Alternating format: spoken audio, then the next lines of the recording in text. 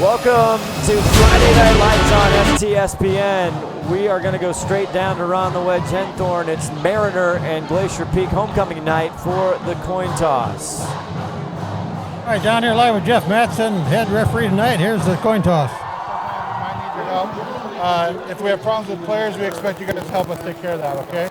All right, Mariner, I got a coin here. There's a T for tails and an H for heads. What's your call going to be?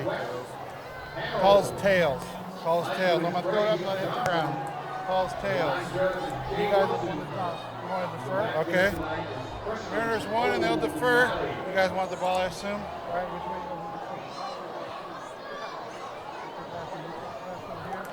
you go? GP over there.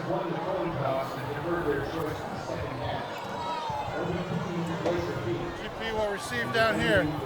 All right, guys, let's shake hands. All right, there you have it. All right, thank you, Jeff. Yep, no problem. Thank Good you. luck, Coach. Jeff Mattson, great, our head referee. Thank you, Ronnie. Scott Ohsman, Bert Cuneo, the former MVP. Were you MVP at Glacier Peak? Weren't you most improved? Weren't you a Capitan? I was a captain, yes. I did win the most improved award at the senior, the awards, senior awards. Yeah, for right. Football, whatever, you know. Yep, played Yep. from 15 was your senior year, correct? I graduated 2015. 15 was the last year playing under the legendary Coach Rosenbach. That's right. Yep. Rowe now down there at Union. Welcome in. It is a beautiful, cloudy, dreary, wonderful Friday night with some drizzle there. So we got most of the game back. Ron Henthorn back from my hometown where I grew up in Cedar Rapids, Iowa City area for the Iowa Hawkeye game as we're getting ready here for the national anthem. We got Mariner, the Marauders, and the Grizzlies on STSPN.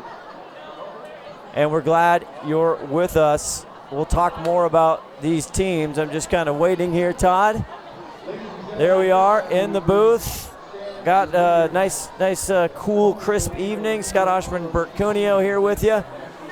Burke, as we're waiting for the color guard here, Mariner Marauders, what are you doing? Did you just ghosting me? What are you doing? I'm representing the cross club tonight. You know. Oh, that's right. Go Lax. Yep. Lax Bros, Yep. right? Oh, yeah. Shout out to your younger bro, Jackson Cuneo. Yeah, it's going to be fun to be able to watch some. I watch all Jack's games, so it's going to be fun to watch some of these lacrosse players out in the football field tonight. And a big shout out. You're the second Cuneo in this STSPN Second booth. Cuneo in the booth. That's right. Big shout out to Chris and also Shannon Cuneo. As we will pause the audio here and focus on the color guard. More coming up after this.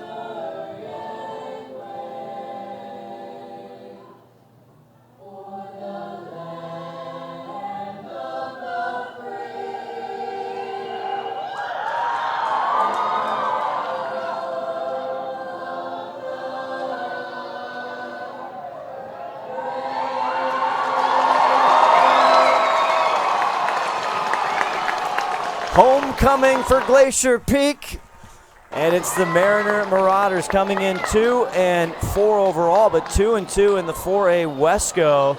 And Burke, you were talking to Coach Hensley, Barch, and so on as you see the color guard here. Yeah, no, talking to Coach Barch, they're a really good 2-2 football team, 2-4 overall. They got a lot of athletes, a lot of speed. They can catch the ball. So it's going to be interesting to see how this GP defense comes out and get things going. After a loss like last week, big loss to Lake Stevens. But this is how you kind of bounce back and get back into the swing of things, and come out and have a great performance here tonight against Mariner. Glacier Peak coming off 41-3 loss right here last week. And not only just bruising, that's weird for Glacier Peak High School. They hadn't been held to 3 points since 2016 against Lake Stevens. So they're trying to recover. And we'll tell you more. There's some updates we'll have you for this game for the Glacier Peak Grizzlies. We're going to step away. We'll be back with a kickoff and more. You're watching STSPN. You know that Speedway Chevrolet is part of the Lee Johnson Auto family. That means 84 years of serving you the LJ way. Need a truck? We have the perfect truck to fit your needs. Half tons, 1 ton, 2-wheel drives, and 4-wheel drives.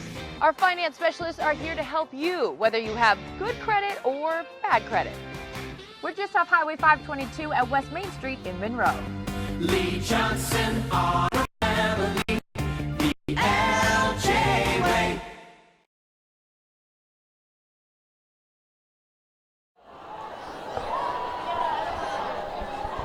Back here, Scott Ohsman, Bert Cuneo. We got Ron the Wedge Henthorn back. He'll be down on the sidelines. So we were talking about this Mariner squad under head coach Mark Stewart, 5th year as a head coach, actually been there 6 years. But we remember him up here north as 13 years the head coach for the Meadowdale Mavericks. Just a great guy, some epic battles when you were both in the 3A, Meadowdale and Glacier Peak. So he's just talking about they got a great number 29, their quarterback, Jackson Cole. He's a junior, and he comes in tonight he can do it both. He's a dual threat. You got to watch him. 640 yards through the air with 6 touchdowns, but also on the ground, he's almost 300 yards coming into tonight and 5 TDs. So you got to watch out for 29. Absolutely. I mean, talking to Jared Down, from what he's seen by all the film and what they've been watching, he's definitely a really great athlete. Can throw the ball, can move around pretty good. I'm excited to see these, Glacier Peak linebackers, especially number 34, Ryan Black, and number 45, Jack Johnson. That's right. I think the singer-songwriter Jack Johnson. But it's going to be fun to see, how they'll be able to, go head-to-head, and yeah, we'll see how they contain. In fact, speaking of 29, he also does the kicking duties. As we're getting ready to kick off, glad you're with us here tonight. Back to receive, always a interesting thing here is the kickoff. Short kickoff is going to be the up player. Taking around the 25, trying to find a seam. And that's number 23, Isaac Ellison, the ball carrier. And Glacier Peak gets very good field position as you take one more look. Short kick, he was good being right there, number 23. Yeah, the tackle by Karan Singh, the senior. Now, Mariner, you can see on your screen if we get wide at points, they do not have just a huge squad. So 1st and 10 here at their own 39-yard line. Tyson Lang, the quarterback, he hands it off. And Owen, 28, and Ryan Black getting most of the carries. It's Owen for that, and he'll gain 3 or 4. But you're talking to the coaches about the run package different tonight. Yeah, we're going to have a smaller run package tonight. We got a lot of injuries on that front O line for GP. We got 3 starters out and 2 backups. So I know Hunter Morrison, who is playing left tackle tonight. It's usually not his position. Jacob Anderson having moved to left guard. McKenzie in motion. Lang hands it off to Owen on the right side. Now breaks up through the middle and crosses into Marauder territory at the 45. Dylan Owens just getting it going. Great job by Dylan Owen there, staying patient, finding his hole. Nice tackle there, but that's on 2nd down. If they only got 2 or 3 run plays, they're doing them well so far. It's going to be important for GP to get that running game going early. Tyson Lang, Talladega Lang. The race car driver gets off to Owens one more time, and he drags some Marauders balls out, but luckily Patrick McKenzie dumps on it And that was a problem. Ryan Black had a big fumble last week against Lake Stephen early in that game after GP finally got some momentum. So they will be 2nd and 7. Well, I know for one thing, as a former player, ball security was a big conversation during practice this week, that's for sure. Dylan Owen averages, over 6 yards a carry. And this time Lang runs, and he's got tons of space. First down and more, down to around the 25. We'll see where they place the ball, where they mark him out. Tyson Lang, the junior quarterback. And you were a defensive end, so if you're a Mariner defensive end, what happened there?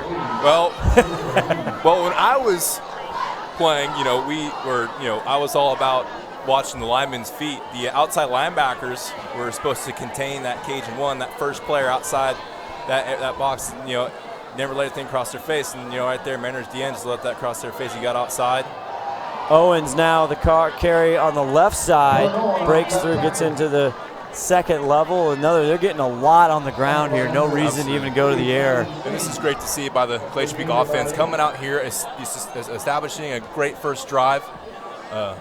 This is a good way to bounce back after a poor offensive performance last week against Lake Stevens. A D, number 80, and Singh, we already called his number 3 on the tackle for Mariner. Marching down the field. This coming up, their 6th play of the drive. And Owens will get it now on the right side. And this time Mariner does a nice job better, but he still is going to fall forward and leave him very 3rd and short. That's still good ground. Great running by Owen. He gets that first contact, but he keeps those feet moving, and he picks up the first down anyhow. Yeah, they are going to call first down. Nice job by Owens. Again, last week, not a stellar, but he's got over 600 yards coming into tonight. A little stymied last week, but their run game was only held to 139 yards against Lake Stevens. So still no score early in the first quarter, and they are just grounding and pounding right now. Owens again, the ball carrier, the right side. He carries some Marauders inside the 15 to the 14. Well, and the great thing about establishing this great run game right off the bat is, you future on in the game, we can get some RPO, some play action going. Again, right up the gut, they're just pounding that Mariner D-line, getting right up the middle. And we were talking to head coach Mark Stewart, and he's like, yeah, we play everybody after Lake Stevens, so they're real focused. Yeah. Things are going to be tight, and everything's going to be well orchestrated tonight. 2nd and 4 from the 14. Lang down the right side, and this time it's well covered by the Marauders. But he'll still pick up a few yards, and Tyson Lang, he can run the ball as well. Yeah, interesting to see they're coming out and they're really putting on display his ability to run outside the pocket, get outside and eat those yards up. 74 yards on the ground coming into tonight's game on the season here for Tyson Lang. Hasn't had to do a ton of the running, but 3rd and 2 now, and this is in the red zone, and there's a penalty, and you can already see false start. Austin Emmons, you talked about that sophomore getting the start for the injured Glacier Peak. So this is going to push him right back. It's not number 70. Why? What? I don't get it. Are you referring to me? He's referring to me. You weren't number 70. Yes, I was. You were not. I was number 70. Come on. So now it's 3rd. And they say 2, but it's more. But a big defensive stop by the Mariner Marauders. And they're going to say it's a loss. It'll bring up 4th down. We might see Braden Corwin, the kicker. And what happened there? As a defensive line, when you start getting ran on like that, you only take so much. So, you see number 59 get in the backfield there quick, get him wrapped up. Number 59. That's Gomes. Noah Noah Gomes with a huge play. So they run down 9 plays and they get stuffed. And this is going to be a 37-yard field goal attempt by Braden Corwin. The snap is down, the hold. It was blocked. It was blocked. I thought it was blocked. I'm looking at my binoculars to see where the ball, and I'm like, wait a minute. So a big stop by the Mariner Marauders. They squash a 10-play drive, and they come away to the Grizzlies with absolutely nothing. That's a good job of that Mariner defense, getting in there and blocking that kick. They completely takes the wind out of the sails on that drive. And now it's time for the Glacier Peak defense to come out here and get that ball back. But we'll see what this Mariner offense can do and come out here and try and keep this crowd quiet. So we'll see. Here we go. The first down, and Jackson Cole, the quarterback, on the left side. He hands it off to number 4, and that's Wanjiru, Sebastian Wanjiru, the 6-foot junior. He does a lot of the damage for those guys. He's 7 catches for 134 yards, so he does a little bit of both. He'll carry the ball, he'll catch the ball. So it brings up 2nd and 8 with 6:26 left. Cole hands it off. This time now it's number 5, and he's got some space. He gets into the second level of Mariner. First down, and that's Prince Riley, who really isn't on our radar too much. Doesn't have a ton of carries coming into tonight, but a nice job there. Yeah, a little maybe an RPO, I don't know, but you got quarterback number 29, Jackson Cole, pulls it and gives it to his guy Prince Riley and takes it for a good gain on the right side. So first down for Mariner, and they're in business. This time he keeps it, and Cole gets hit in the back field, but he does a nice job of keeping going forward, and he'll gain 1 or 2. Talking to Coach Barch, this is something he can do. He can keep it running himself. But you can see number 45, Jack. For Jack Johnson? Or Jack Johnson. Yes, Jack Johnson. JJ. JJ, let's just call him JJ for you, Bert. Okay, 5:30 right. left, 2nd and 8. Cole in the shotgun here. He goes back, first pass. He's going to go deep on the left side corner. It's caught! And he's down to the 10, 5. Touchdown, Mariner. Savchuk, Roman, the senior. Watch this. What a catch. Yeah, when he drops back, sets his feet and throws a bomb down the field. Unbelievable play by Savchuk. Well, great coverage by our corner here, number 22. Hawk. Heck of a catch by Savchuk. Savchuk. Unbelievable. The 6'2 senior. What a play. A good job by Jackson Cole there, putting it up and letting his receiver be able to make a play on it, and he did. What a catch. I will say, and so Jackson Cole's got to do the other job of the kicking duties, and the extra point is good. And 5:15 to go. Mariner on the Grizzly homecoming night. They go up first 7-0. We are all frustrated with the high cost of heating and cooling our homes. At GNS, we are completely changing the way you keep your home comfortable. Because we are Snohomish County's premier Lennox dealer, we can design a perfect system for you, one that will save you a lot of money on your utility bill. The Lennox Home Comfort System creates the ideal home environment. Enjoy innovation in every season with precise, quietly efficient Lennox heat pumps that keep your life simply perfect. Call GNS Heating, Cooling, and Electric today or visit us at gsheating.com. Back here, Mariner kind of shocking this Glacier Peak crowd. Up 7-0 and 5:16 left to go. Scott Oshman, Bert Cuneo, and Ron the Wedge Henthorn. Ronnie, go down to you. What did that look like from field level, that play? That was a great catch, as you probably saw it on replay. He just took it away from the defensive back, right, because he's a bigger man. But it's quiet down here on the GP side right now. I think that's an awake call for him. So let's see what they do on this drive and see if they can get it back down the field. Absolutely, Ron the Wedge Henthorn. Glad he's back tonight.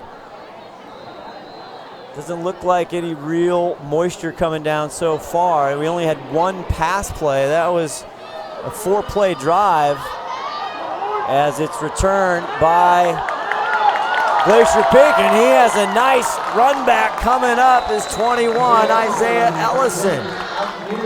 Isaiah Ellison can control the ball, started his progression up to the right side of the field, takes a good hit right there under 35, and but rolls off of it, gets up, brought 5 more. Finally taken down by Anthony Martinez for the Marauders. And Glacier Peak, just like their last drive where they just ran, they're going to get decent field position here, and they're going to start at the 43-yard line. Well, it's good to see, especially with the shortage of the O-linemen tonight. You know, being able to establish the run, so it'll be interesting to see what they do here on this drive. And this time they hand it off, and it's around the left corner, the sweep, number 30, and that's Preston Weaver. Got 2 set back here. Hands it off to Preston Weaver, wide up to the left side. Falling was blocked perfectly.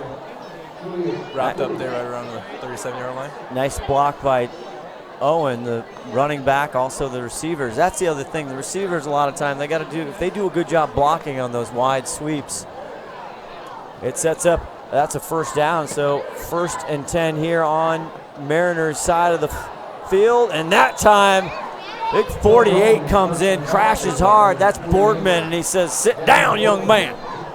Yep, well, I mean, they started their first drive. They know where the ball's going right here. So number 48, good job getting there in the backfield and wrapping them up tight. You're gonna have to tackle these GP running backs. You can't let them stay up. They'll grind you out for yards. Loss of 2. Mariner coming off a loss from Mount Vernon. The Bulldogs got him 33-7. And that's what's interesting. It's a roller coaster year here for Mariner as he hands off again to Owens. Owens right side. This bulldozes his way. That time making up a lot of the loss. He'll get to the 38-yard line. It's a good job right here of Dylan Owen. You know, picks his hole and hits it hard, and just piping it out the middle for yards after yards. Look for your first pass from GP right here. I like it. 3rd and 6 on the Mariner 38-yard line. Tyson Lang, 7, the junior quarterback. Owen in the backfield. Nope, he hands it off to Owen. Big hole! Owen, and they're trying to strip the ball from him as he still has stood up. Whistle has not blown. Finally, it's a Grizzly first down to the 26-7-yard line. What a play. Great job by the offensive line, opening up that hole great for Dylan Owen. And you can see when he gets hit up, it goes right to the 2-hand hold there. Ball security is definitely something they worked on this week. They don't want that ball coming out, and they want to keep the momentum going here. Ron, it's okay, you're rusty. It was you missed that one, but it's okay, buddy. 1st and 10 at the Mariner 27-yard line now. More of a pistol formation for Owen, and Lang keeps the ball, and he gets crushed by big number 59 for Mariner. And that's Gomes again, the 5'11 sophomore. I'm not sure about that decision to pull it by Tyson Lang there. It seemed there was a pretty big hole on the right side of that O-line for Dylan Owen to go through. They have not thrown a pass so far. 2nd series, they had a 10-play drive with a blocked 37-yard field goal attempt on their last series. And now whistles blow, and we'll see what's going on. Ron, looks like there's a timeout. We'll step away. 2nd and 10, 2:34. Come on back, STSPN.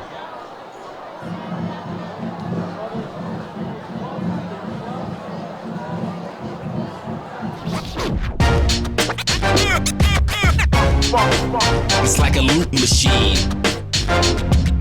All around town, people trying to get down.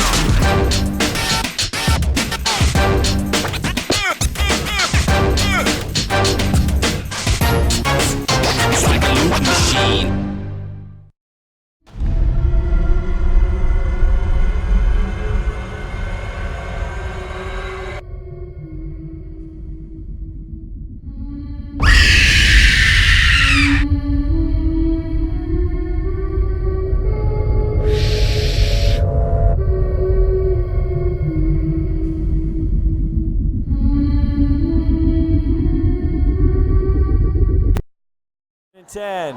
The Mariner 27, Glacier Peak timeout. Tyson Lang, first throw of the ball game. Now getting pressure, waits, wobbly throw, looking for his new best friend, Reggie Valmonte. Apology to the entire Valmonte family. I pronounced his name incorrectly last week, but I went and talked to the young man, and he straightened me out. So that'll bring up a big 3rd and 10. First pass incomplete. Yeah, Tyson Lane dropping back, looking for his man. But that Mariner defensive line broke through, got to him. Looked like he had plenty of time there.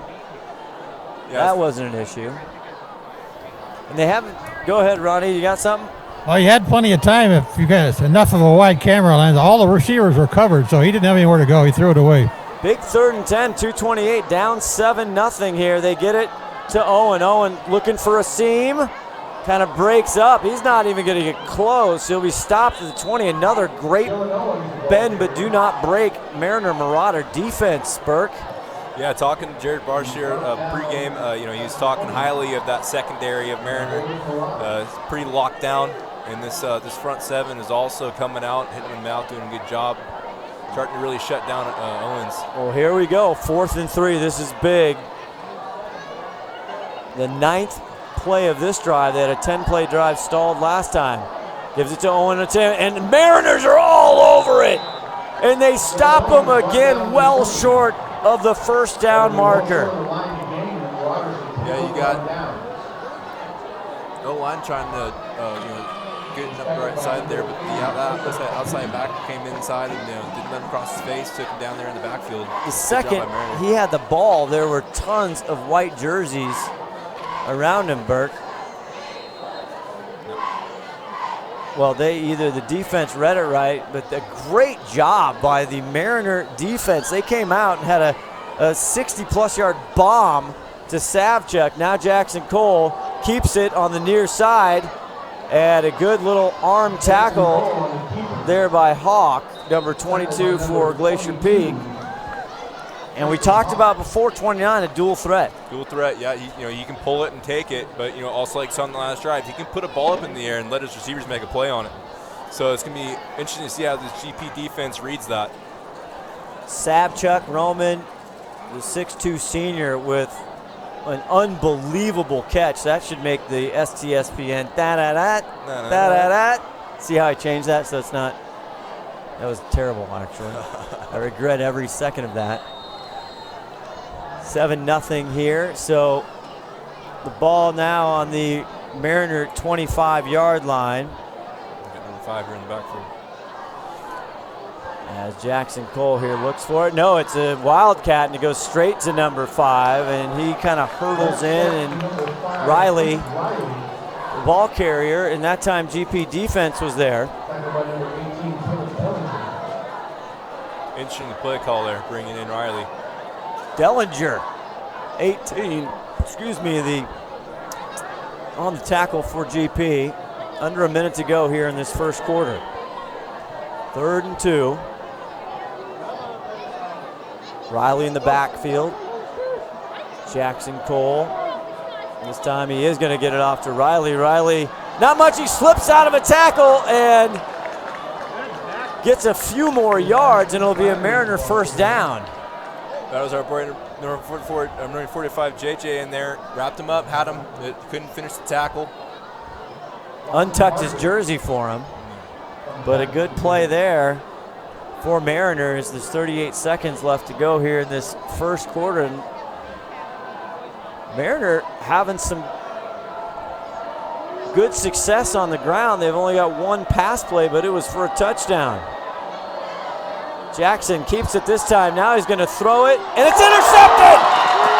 Right into the arms of 25, Logan Clay, one of the senior captains. Rolling outside is Jackson Cole, looking for his guy number 13, Fernando Contreras, and a great play there by number 25, Logan Clay, cutting up under the route and seeing it, and he picks it off. It's a great defensive play there by GP. Some momentum now for the GP Grizzlies here to see if they can get something going on offense. A huge turnover here early in this game. And Jackson Cole, he has 6 touchdowns coming in, but he does have 5 interceptions. First down, Lang, he's going to go for it right now. He's got a wide open McKenzie, X Games, touchdown! touchdown, Glacier Peak. Absolutely done by Tyson Lang. Drop back, going through his progressions, and he's got his man Patrick McDaniel right over the middle. Next games. Got his start on STSPN as a second grader. Look at that. Wide open, perfect pass by Talladega Lang. Super composed in the pocket, drops back, saw what he wanted to do, saw what throw he wanted to make, and he did. That's 6 to the house. GP Grizzlies. Points off the turnover. Changes the big momentum here as Braden Corwin on for the extra point. It is up and it is good. And with 11 seconds left in the first quarter, homecoming 7-7. McDaniel's Do-It Center is located in beautiful Snohomish, Washington. Locally owned and operated for over 40 years, they are proud to provide the Snohomish Valley with exceptional hardware, tools, lawn and garden, and sporting goods products. Their commitment to delivering legendary customer service and their outstanding employees continue to make McDaniel's the best and one of the most recognized Do-It-Best centers in the nation. Stop by and experience for yourself the difference between McDaniel's and the big box stores. Discover why so many people are choosing to shop at McDaniel's.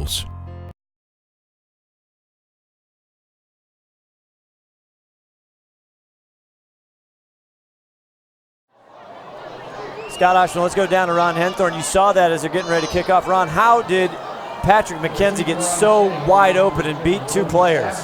He just had a little fake on the far side over there and just came straight across on a slant pattern, and he just outran the defender by about 10 yards, and so he looked like he was very wide open. So mistake by Marauders here, giving up a touchdown to GP, and a mistake by GP giving up touchdown to Marauders. So 7-7 going into the bottom end of this first period here. Back to you, Scott. Thank you, Ronnie. All right, so Bert, it's just like all of a sudden we start this game out, Glacier Peak, and if you're just joining us, Mariner won the toss and deferred, so look at the second half. If you just start the second quarter here, Glacier Peak goes down deliberately 10 plays. They get stalled with a blocked field goal. Mariner comes out 4 plays, boom, a huge pass play as it's kicked off here. And the ball's down, but Mariner covers it up at the 26-yard line. Mariner looked like they were in business again, and then Jackson Cole obviously did not see Clay for the interception, and boom, they strike. Well, that's a good job by that Glacier Peak offense. You know, taking the opportunity with that interception and doing something with it, getting on the board now. Got a tie game. It was interesting to see when they were going to break out that passing game. I know Tyson Lang has the ability to throw those balls, so it was a great play, and also setting up with all those run plays. You know they're going to throw it, and then they had a great offensive drive, got to a point where they had a chance to throw it over there. I guess we had 4 seconds left in the first quarter. That's the first carry there second carry by Juan Giroux, the ball carrier over on the left side, and that'll do it for quarter number 1. We will have quarter number 2 when we return. You're watching Friday Night Lights on STSPN.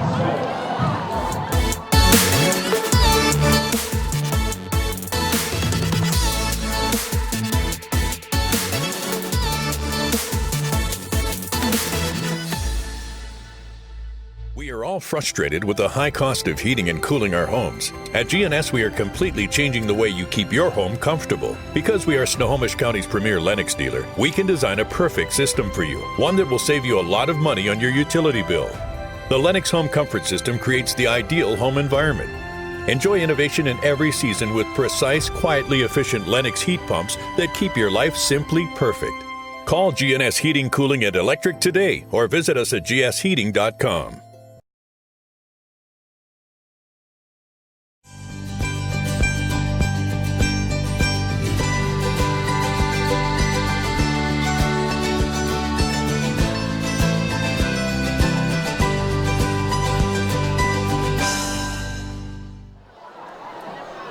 Start of the second quarter, 7-7.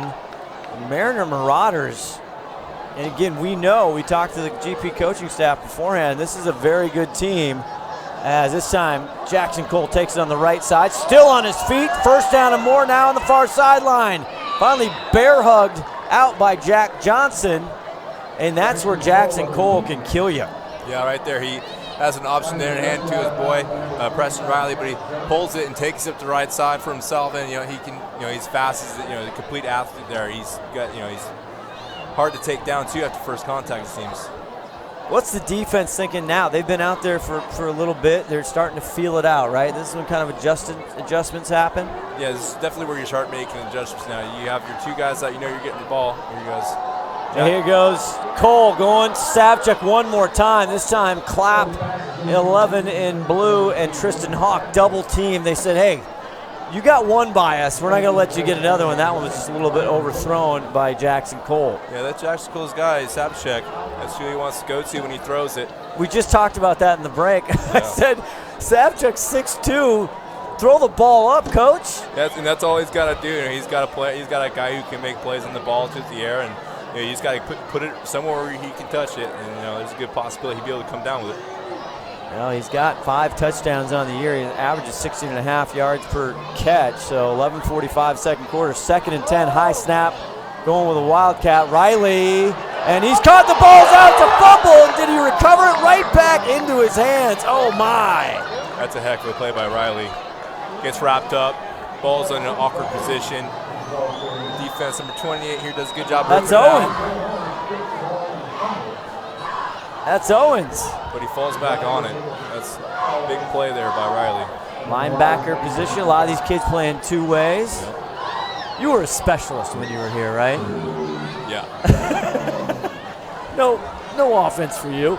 Although, didn't you have to fill in? No. At the end of the season, my senior year, we went to going 2 ways. Me and Moses. That's right. I remember that because the 51. injuries. Cole fakes it. Uh-oh, wrong way for Riley now. Cole on an island at 3rd and 19, and he's crushed in the backfield for a loss. So that offensive possession not quite going as scripted for the Marauders with 10:45 left to go in the second. Todd Elvig, our executive producer, 5-tool player, running the dials here. Looking out there, and that's a good play by the GP defense. It looked like there was a mix-up there on the handoff, but they will have to punt. And it looks like Jackson Cole punts, he kicks, he drives the bus, makes the sandwiches, does everything. Drop snap. Gets punt Nice off. spiral punt. Nice Marauder bounce, and that's going to go through the 30. Oh, and number 10, Savchuk picks it up. And that's where Glacier Peak will start their series.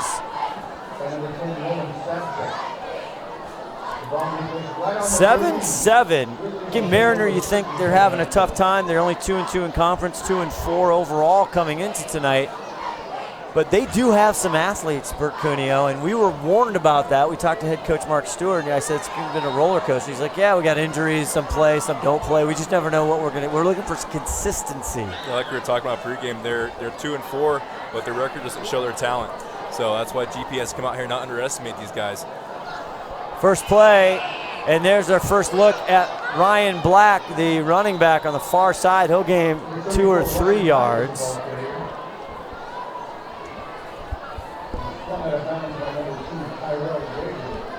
.959, they'll give him 4 yards on that play.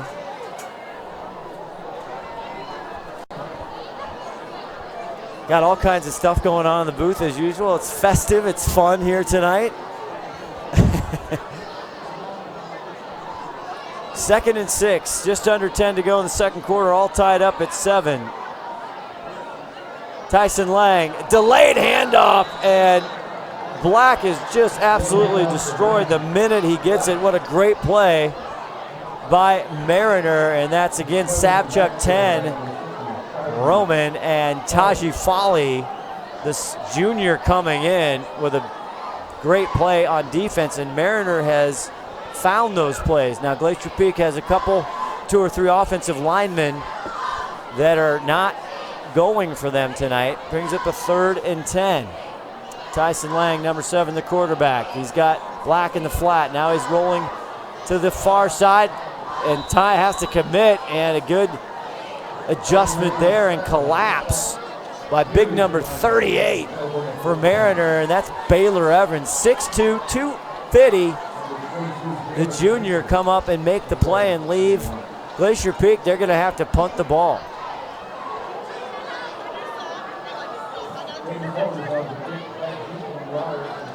So good job here by, again, the Mariner defense as they were stopped for the first time. Their offense on the last series, other than the interception. And it is typically Braden Corwin back to punt, number 12 for Glacier Peak. One of their leading receivers as well. As this one goes, it takes a GP bouncing. It'll roll down around the 32-yard line.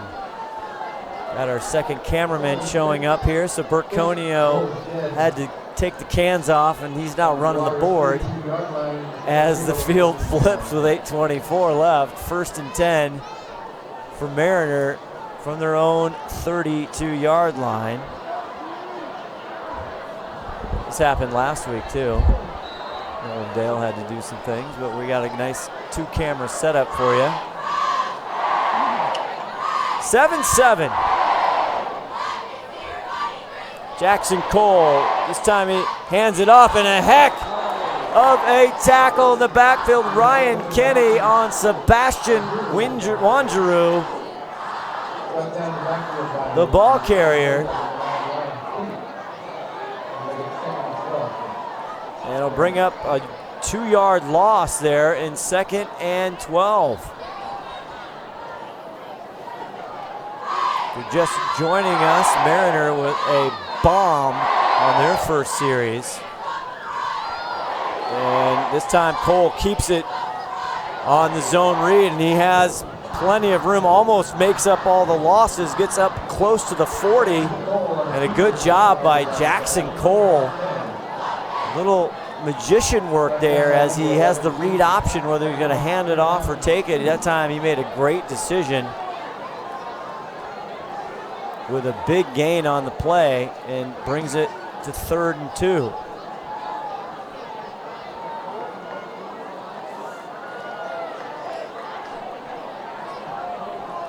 Mariner again, they're 2-2. They play Cascade at home next week.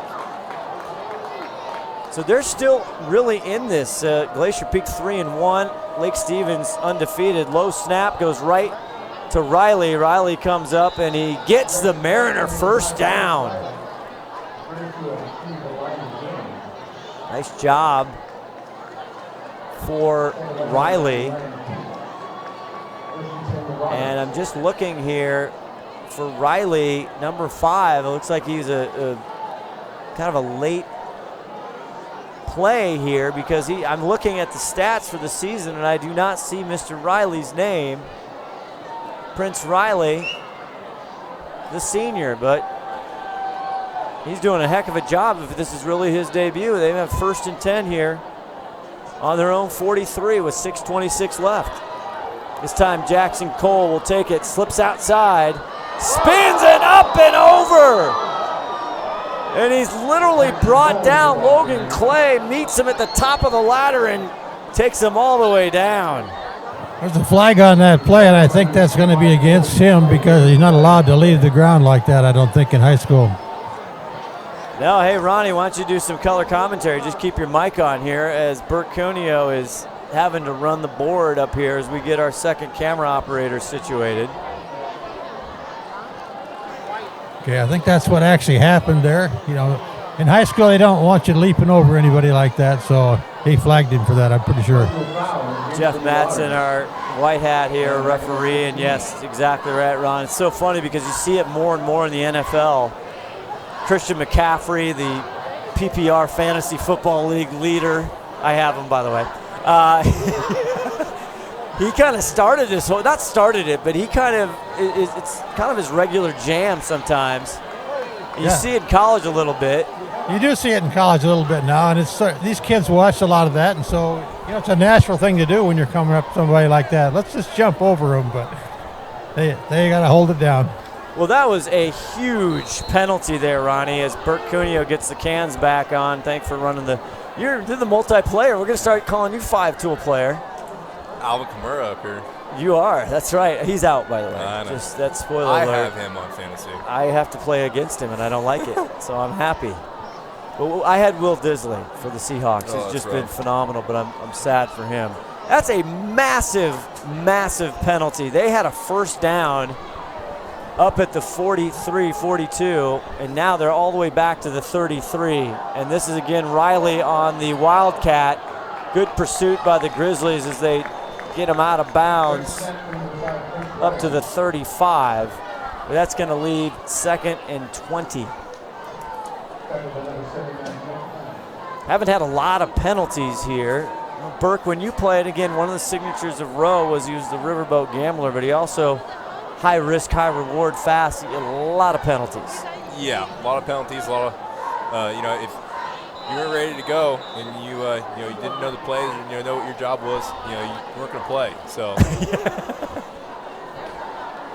So that's why you had a lot of penalties, because there's a lot of kids in there that just got thrown in there because they were taken over. Oh, right. The other person steps up, right? Oh yeah. Oh yeah. Now there's some delay here. There's some conversation. I don't know what's going on. 2nd and 18 now as they're going to mark it right up against the 35-yard line of Mariner. Jeff Mattson, the referee, he's been up in the booth. So the playoffs, so he's come in. He's been our Mike Pereira. Nice. Or Blando. We got a timeout now. Timeout on Mariner. I think we're going to take a timeout as well. We'll see what Mariner can do. 2nd and 18, 7-7 tie.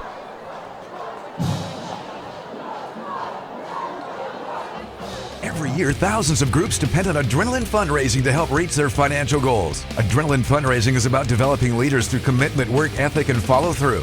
Adrenaline has several products including gold cards, coupon books, cookie dough, donation programs, and many other options to help teams raise the funds needed for their programs. Adrenaline's new app called UpPay will help teams raise money while providing their supporters the ability to earn cash back on everyday purchases at places like Starbucks, Nike, Red Robin, and over 200 plus national retailers. Adrenaline Fundraising is this season's sponsor of the STSPN's Play of the Game Award.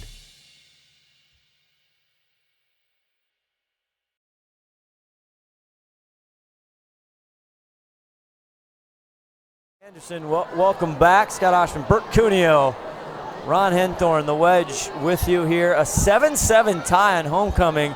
Now, if you look at this, Glacier Peak coming in 3-1 in conference, 5-1 overall, 2-4 for Mariner. Mariner is short staff, as you can see on the other side. They do not have a lot of kids. 2nd and 18 for Jackson Cole, 29, high snap. Goes back, rolls, got to get rid of it. Deep center, incomplete. Trying to go for Savchuk one more time. Tristan Hawk on the coverage. And this time the 6'2", 10, number 10, doesn't come down. Yeah, high snap, but doing what he does best, rolling out, trying to find his man Savchuk. That's great defense there by number 22. That's Tristan Hawk. Tristan Hawk. The senior. It's good coverage. That is really good coverage right there. He had, and also good pursuit. There was some pressure there put on Jackson Cole. Maybe threw it maybe a second sooner than he wanted to. Well, I'm sure Hawk's not wanting to have one of those. What happened with their only score of the game is, he had great coverage on Savchuk, and Savchuk comes over the top of him and stole a touchdown right out of his hands. And so I'm sure that's sitting in his head right now, motivating him every time the ball comes his way. From a defense now, it's 3rd and 18 for Mariner, but we talked about 62 Jacob Anderson. It's been big. See if he's out there or not. He might be the one playing, and there's a whistle and laundry on the field as they didn't get that play off at 3rd and 18. We'll see what that is.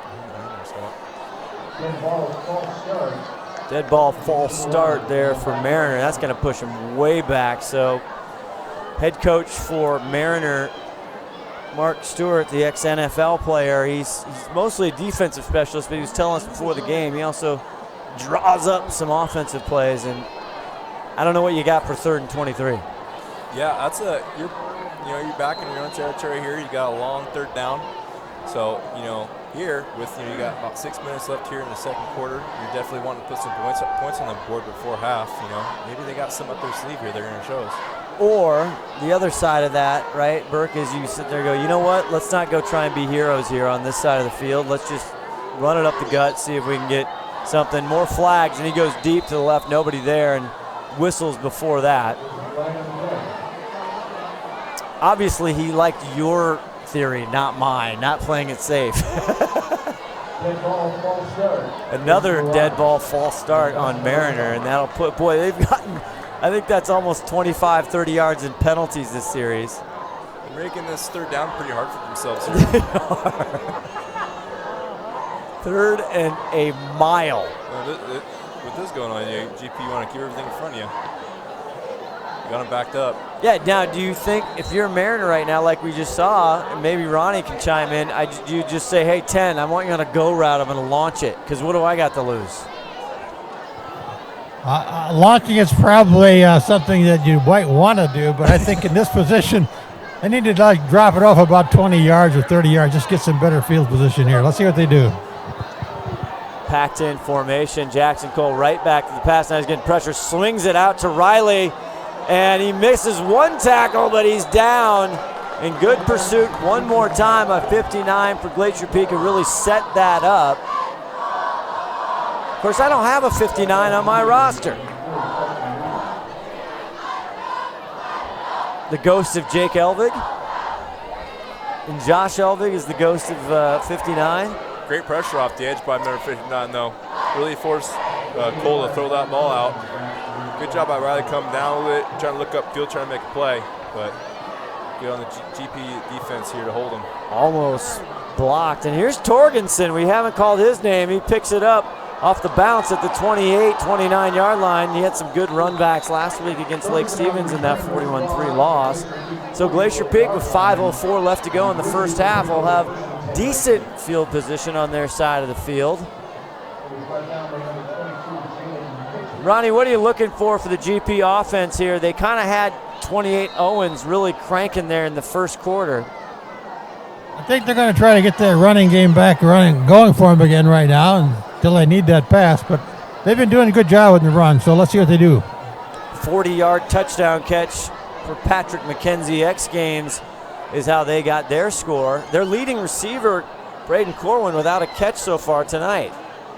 And Ryan Black on the sweep play, comes around, plenty of green, and he throws people off, and he'll get to the Mariner 40. Bert Conio, you don't let that happen when you're down there playing defense. I tell you now, I would not, but if I'm trying to tackle Ryan Black, it's going to be difficult. Gets his carry right off, goes up the right side, and absolutely gives a nasty stiff arm to that Mariner D. Reminds me of another really good running back that we had here, number 34 as well. You're talking about? I'm talking about his older brother. Yeah. Well, he was more linebacker. Yeah, but they both can run the ball great, but you always want to keep him fresh on that linebacker position. Black in motion one more time. This time, Lang, Talladega to Torgensen. We just talked about he hasn't gotten a catch. This time, too much sauce on that. Karan Singh on the coverage. I like the play call there. Going for Torgensen, that's his guy. Big, tall target. Honestly, if you threw that ball just a second sooner, you would have had him. I was talking to, and I see Ronnie trying to get the number 59 maybe for us as he's talking to one of the coaches down there at Glacier Peak. By the way, Ron Wedge Henthorn, he's a celebrity. I tell you what, we were coming into the stadium tonight, and the kids were walking out. They wanted to high-five him. Me, I got nothing. 2nd and 10. Owens, left side, banging off some Marauders there, and he gets a tough 3 yards. Yards after contact for Owens, I tell you, that's going to be a factor later on in this game. He's wearing down this front seven for Mariner, and it's gonna pay off here in the end. We were talking to, again, head coach Mark Stewart, and if they have players going both ways. He's like, yeah, we do. We try not to, but the big guys, they need some breathers. Absolutely. 3rd and 7. Here on the Marauder 37-yard line. Black in motion again. They're going to get Black, and Owens is going to lead block for him. Cuts through, crosses the 35 to the 34 of 3. And that's going to leave a 4th and 4. What do you think, Burke? You go? No questions? Absolutely. I think at this position in the game, it's tied up. Both defenses have been having a great game, shutting down a lot of the run on both sides. And I think it's time to mix it up here and try to find a way to get this conversion and get some points on the board before half. 3:11 to go. 4th down and 4. They got stopped earlier, and there's whistles before the snap. And it looks like they want a timeout. They got to use them on the first half. We'll be back, see if they can make it. 4th and 4. Can they convert or not? Did you know that Speedway Chevrolet is part of the Lee Johnson Auto family? That means 84 years of serving you the LJ way. Need a truck? We have the perfect truck to fit your needs. Half tons, 1 ton, 2-wheel drives, and 4-wheel drives. Our finance specialists are here to help you, whether you have good credit or bad credit. We're just off Highway 522 at West Main Street in Monroe. Lee Johnson Auto Family, the LJ. There's a cheerleader. We'll have all the halftime pageantry here of homecoming for Glacier Peak for everybody who wants to see that. You loved it. You were talking before we got on the air, before the game. Homecoming's a big deal, man. The homecoming game is always fun. There's just an extra little bit of energy in the stadium, and everybody's here to watch their team ball out. And Mariners doing a good job here trying to keep the crowd quiet, though. They're playing a good ball game. He's got to get rid of it. It's intercepted. Saw that coming. Riley got one guy to beat Tyson Lang, and he stopped him. He cuts in. The 10, 5, pick 6. Prince Riley. Prince Riley saw that all the way. Tyson Lang rolling back, makes a poor decision letting that ball go. It was soft and didn't get there. And Prince Riley took advantage of it, took it to the house for 6. Right before the half, too. So Mariner has that momentum here, and it's going to be interesting to see here when they get the ball start the second half. Wow. Unbelievable pursuit, first of all, by Mariner. Tyson Lang goes back. He had the little kind of the bubble, the screen pass there on the left-hand side, and you're absolutely right. He obviously saw the notes before. Great job by Prince Riley. A pick 6 from way downtown. He jumped that beautifully. He knew it was coming his way, and he fired his gun, and he got it. Jackson Cole, the quarterback, on for the extra point. And they can make this a 7-point, 14-7 on a huge interception for a touchdown. And with 2:51, the Mariner Marauders, the spoiler tonight on homecoming, up 14-7. That's a hard thing about coming out here. You know, this is their homecoming game. They're coming out here wanting to put it to you, and your job is to come out and to fire it right back at them, and that's what the Mariner Marauders are doing right now. Now, keep in mind, we're through.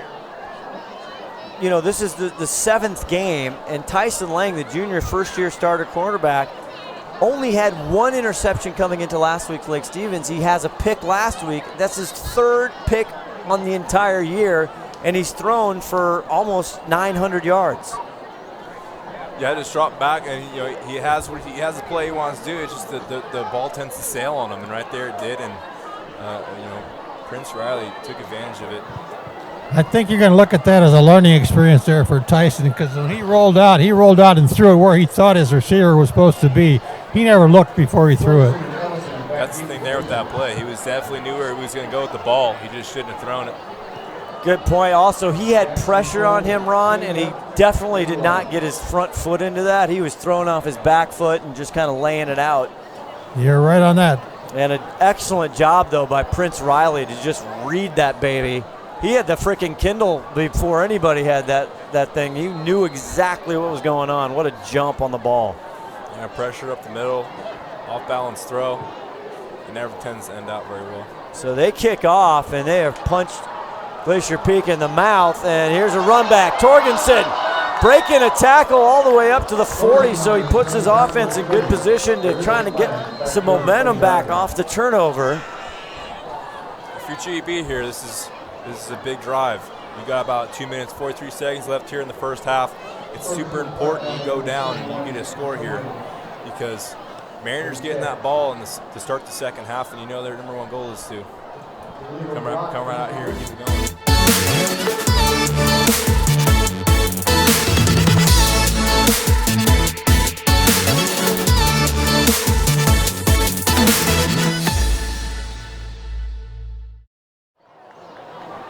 as we were going, Ron Henthorne let us know it was a block in the back, and so that's going to push Glacier Peak way, way back. They were up to almost near the 40-yard line. Instead, Burke Cuneo, they are going to start this little journey back near the 10. Those penalties, they tend to sneak up on these Grizzlies. You had a great run back by Torgensen, and now they're back here on their own. Tyson Lang, yeah, no time to really dwell on that INT, and Owens, who started this ball game, he just bowls over Prince Riley, and he gets a nice gain there of 6 or 7 yards. It'd be good to keep a good pace on this drive too. They take it one play at a time, and make sure you get the last play of this half. You don't. This Mariner offense is starting to roll now. And again, GP needs some momentum on offense, and there's Reggie, number 1, Valmonte, who had a good game last week with some carries, but Owens, and they got that one covered up nicely, and he'll go nowhere. Great job up front there by big 42, Adam Zayad for Mariner. So you got to be impressed with the effort here for the Mariner Marauders, shorthanded. And we talked about, you heard from Jared Barch, the coach staff, that the Glacier Peak offense, their starters are down, and I'm sure that's playing a part here as they sit at 3rd and 3. Yeah, the offensive line is definitely hurting right now. They don't have a lot of their guys out there. Here's Corwin's first catch on the slant. He'll get a Glacier Peak first down. Now Glacier Peak, 1:22 left, only one timeout left in this half. They had to burn a couple. As you see this one, it's good to get number 12 the ball.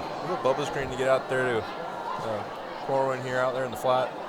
And it's good job there to pick up the first down. Clock is ticking. What a good rhythm throw there. This time out to Patrick McKenzie. X Games trying to find something, break one. He'll get across the 30 to the 34. And we're down to 105.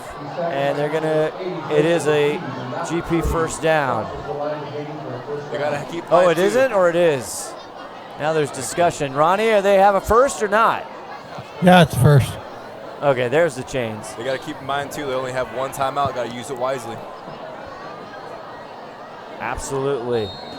Owens in the backfield with Tyson Lang. Talladega hands it off to Owens. Dillon breaks the tackle, still going. Chugging all the way down to the 40. Great balance shown there by Dylan Owen. Just missed tackle after missed tackle after first contact. He just keeps moving, keeps on his feet. And whistle before the snap with 46 seconds, a big chunk of yardage, but it took a lot of time. And Mariner is going to go for the timeout. We'll check out one more time here. We'll come back and see the 46 seconds STSPN. Every year, thousands of groups depend on Adrenaline Fundraising to help reach their financial goals. Adrenaline Fundraising is about developing leaders through commitment, work ethic, and follow through. Adrenaline has several products including gold cards, coupon books, cookie dough, donation programs, and many other options to help teams raise the funds needed for their programs. Adrenaline's new app called UpPay will help teams raise money while providing their supporters the ability to earn cash back on everyday purchases at places like Starbucks, Nike, Red Robin, and over 200 plus national retailers. Adrenaline Fundraising is this season's sponsor of the STSPN's Play of the Game Award. 46 seconds left in this first half. We got all kinds of homecoming festivities coming up at the halftime. Scott Oshman, Burke Cuneo, and we'll try and get a quick interview with Ron Wedge Henthorne with head coach Shane Keck for Glacier Peak. As 1st and 10, 44 seconds, Lang back. Now he's got it.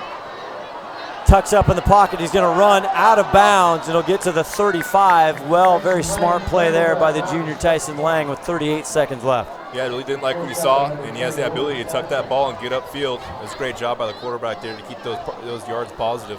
Big 75, Tyler Perman. Nice job to not get that penalty there as he was trying to hold off the defender coming in chasing Lang. So the clock stops here. 2nd and 5. Now on the Mariner 36. Owens in the backfield. Gets it to Torgensen, but they're keeping him in bounds. And they're just... Yeah, blow whistle there. Yeah, it's down to 32 seconds. They did blow it. And big Roman Savchuk 10 for Mariner, tying him up. Ronnie, you love prognosticating the offensive play call here. What do you like? I like the deep route to the corner, to me. Who do you want to see that? Big 85? Either him or me, one of the two. I'd go to you, Ron.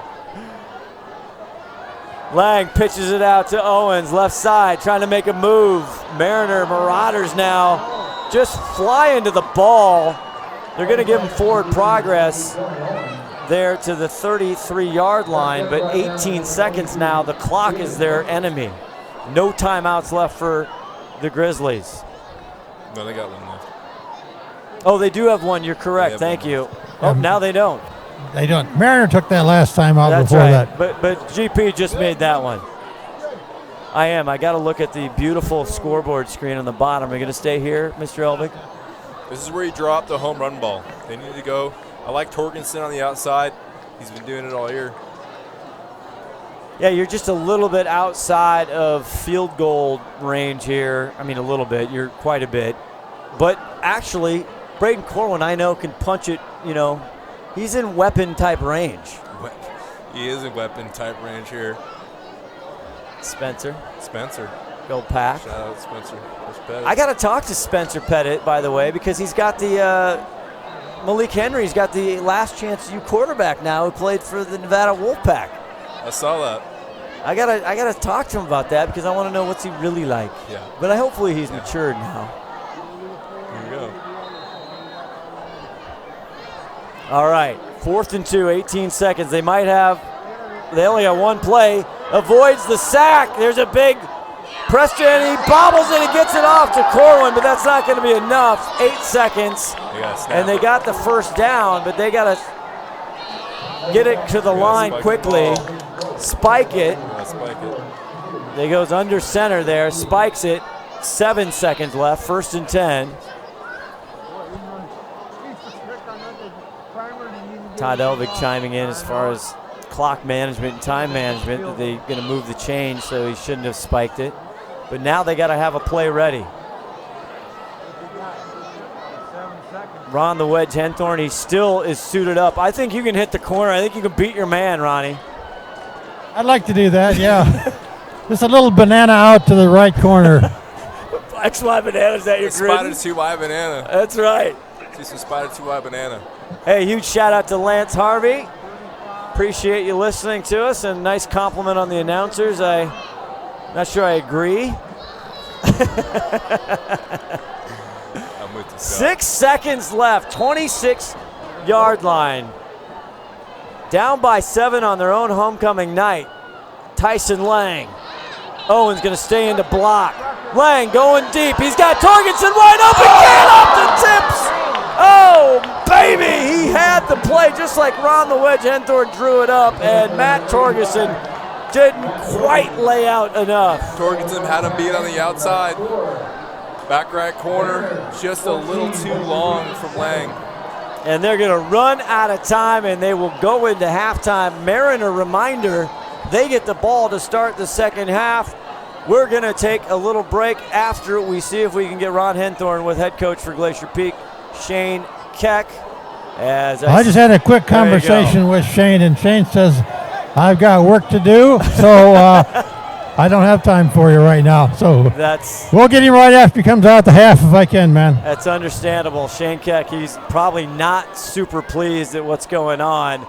We will step away and let our great camera people and Todd Elvig show you the festivities here for Glacier Peak 2019 homecoming. But it is the visiting Mariner Marauders. As you see the group of them, there are not a lot. Small but mighty. And I'll tell you, Mark Stewart's group, they got it going on, up 14-7. We're watching Friday Night Lights on STSPN. We'll be back in the second half. Hang on just a minute. Oh. Maybe I can get the coach from Mariner. Yeah, maybe get Stewart. Hang on. We'll see if we can get head coach Mark Stewart real quick. Hey, here's Ron. Coach, can I get a quick minute with you? Yeah. You got the lead here, Coach. Yes. How do you expect to see that? Well, I mean, we just have to execute, and we feel like we can play with anybody in the league if we just execute. So we're doing a pretty good job up front, offensive line wise. Got some guys in there, new running the ball, doing a good job there. Made a big play on defense. So yeah, and keeping them out of the end zone. So yeah, so we're doing a pretty good job on defense side of the ball, and we're moving the ball enough. We like to get in the end zone a little bit more. You got to give your defense a big hand clap when you get back in that locker room. They're doing a good job for you. They are doing a good job. They're doing a good job. So our defense coaches do a good job. And all right, we'll talk to you second half. Okay, all right, thanks.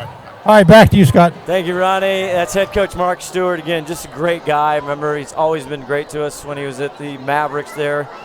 And also his 5th year as the head coach here of the Marauders. That'll do it here for the first half. Again, stay tuned. They got all the homecoming stuff and great night coming up. We'll be back with the second half right here on STSPN.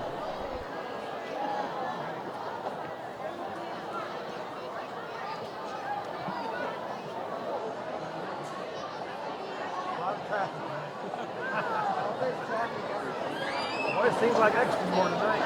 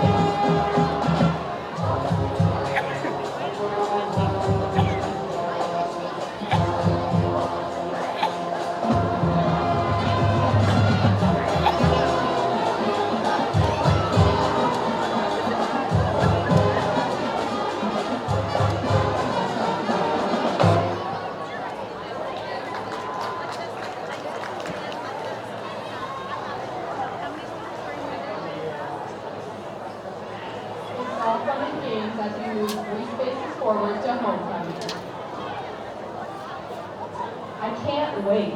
Welcome to Glacier Peak High School, 2019 Homecoming Halftime.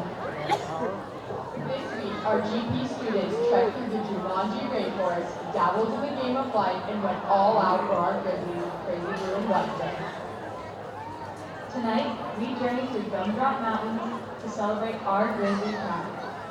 Pick your favorite character in Monopoly and roll the dice as we present to you our very own Homecoming Royalty Corps. Our seniors represented Grizzly pride at its finest. Let's meet our Royalty Corps. Let's move another 3 spaces forward and meet our first prince, AJ M. AJ is escorted tonight by his parents Tony and Eva M. AJ's favorite board game is Mario Kart 8 and it reminds him most of his childhood. AJ's first pride is most demonstrated through his involvement in the Grizzlies band. Please help us welcome our first princess of the night, Jager Anderson. Jager is escorted by her parents, Lisa and Travis Anderson. Her favorite board game growing up was Candyland because she played it every summer at the lake. One of her favorite memories during her time here at Glacier Peak was when the junior class won the powder puff game against the seniors last year. Next up, we have our princess, Sarah Baker. Sarah is escorted by her parents, Lisa and Mom Baker. Sarah demonstrates her Grizzly pride by going all out for GP basketball and football games and showing her kindness throughout the school. Sarah's favorite board game growing up was Pretty Princess, because her and her brothers would play and wear tiaras and put on dragons. 4 spaces forward on gun drop lane, we have Prince Mason Grizzlies.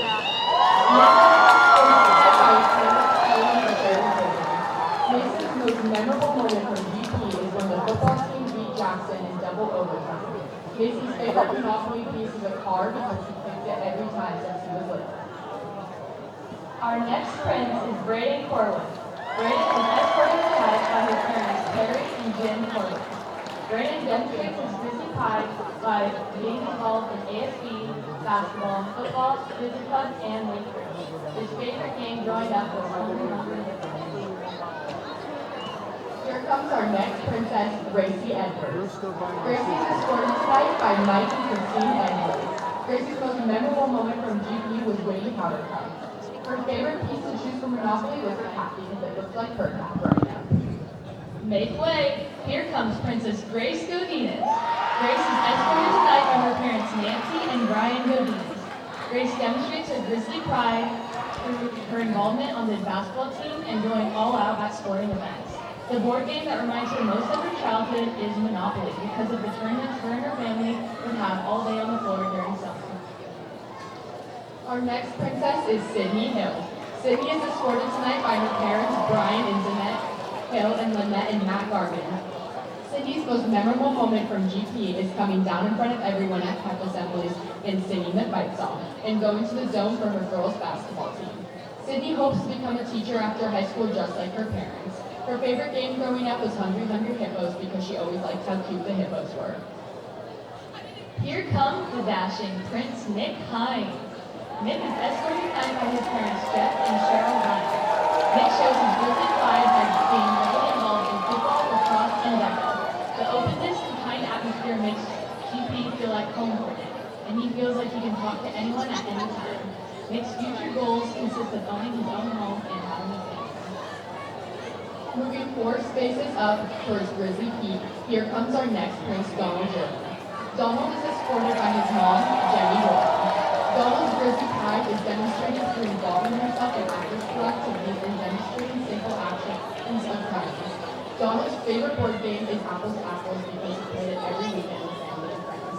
Donald plans on going to Wazoo or Western and becoming a high school history teacher. Our next prince is Tony McDaniel. Tony is escorted by his parents Mike and Candy McDaniel. Tony demonstrates his Grizzly pride through his involvement in STEM clubs, above the line, football, and track and field. His board game growing up was Chutes and Ladders. Tony's most memorable moment from GP was playing against Jackson and winning in double overtime. Here comes our beautiful princess, Riley McKee. Riley is escorted by Jerry and Aaron McKee. Riley shows her Grizzly pride by going to sports games, being involved in GP's Young Line, and being a student leader for a group of Valley Blue Boys. Riley's favorite Monopoly piece is a dogger and hat because they represent her love for animals and wildlife. After school, Riley plans on attending a 4-year college and pursuing her passion for biology and wildlife sciences. Moving ahead 7 spaces, here comes our prince, Quang Nguyen. Quang is escorted tonight by his dad, and sister, Mai Nguyen. Quang demonstrates his Grizzly pride by participating in tennis, track, and being in Knowledge Bowl, Key Club, and National Honor Society. Quang's favorite Monopoly piece is the car because it makes him feel fast, and Monopoly requires speed, and he likes drifting around corners. Our next princess is Kendra Oaksall. Kendra is escorted tonight by her mother, Christine Work. Kendra's most memorable moments from GP were anytime she gets to see all the student body work together on an activity. The thing that makes Kendra feel at home is the love and kindness that she receives from her peers and staff at GP. Please welcome Prince Brett Redmond. Brett is escorted by Dave and Debbie Redmond. Brett shows his Grizzly pride by being our ASB president, going to sporting events, and showing others that he is a GP student. It makes him proud.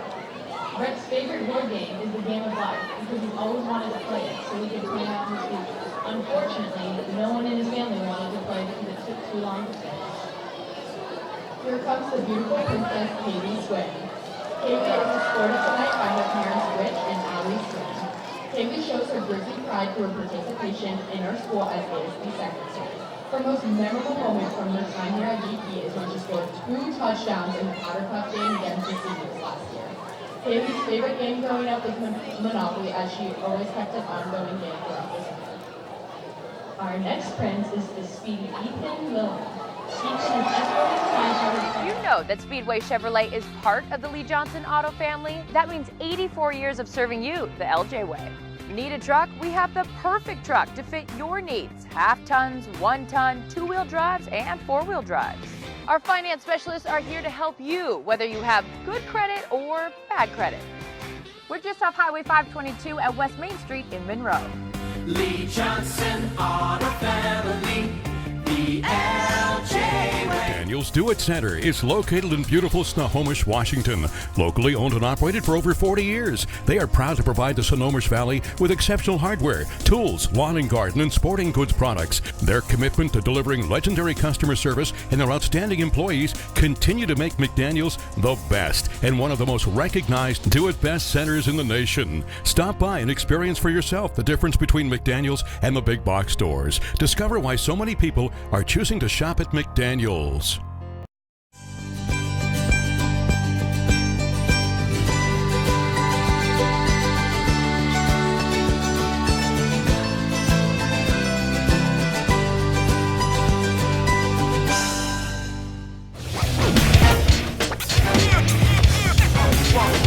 It's like a loop machine.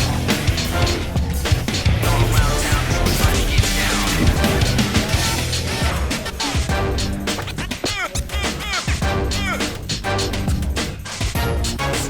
It's like a loop machine. Ladies and gentlemen, the 2019 Homecoming Royalty Court and their parents.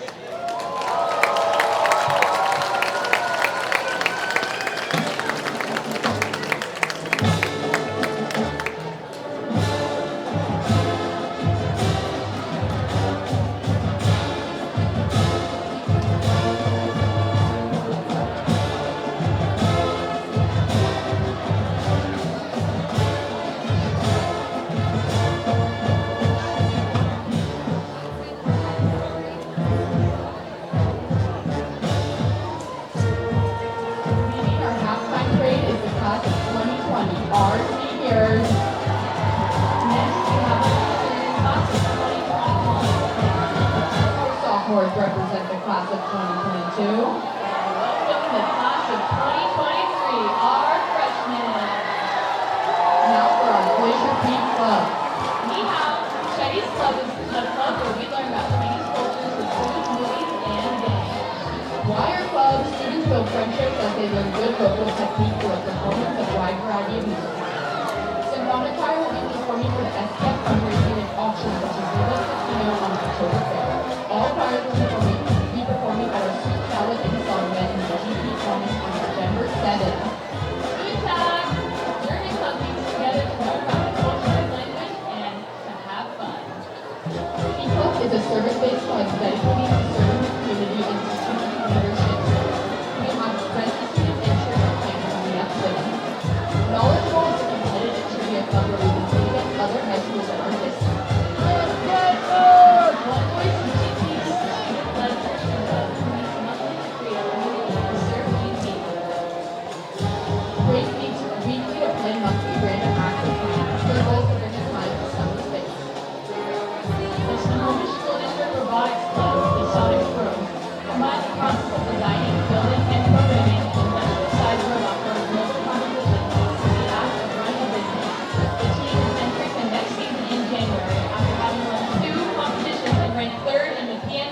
district last year. Sports Med discusses human anatomy, physiology, nutrition, medical psychology, intervention, interdiagnosis, therapeutic neurology, and rehabilitation.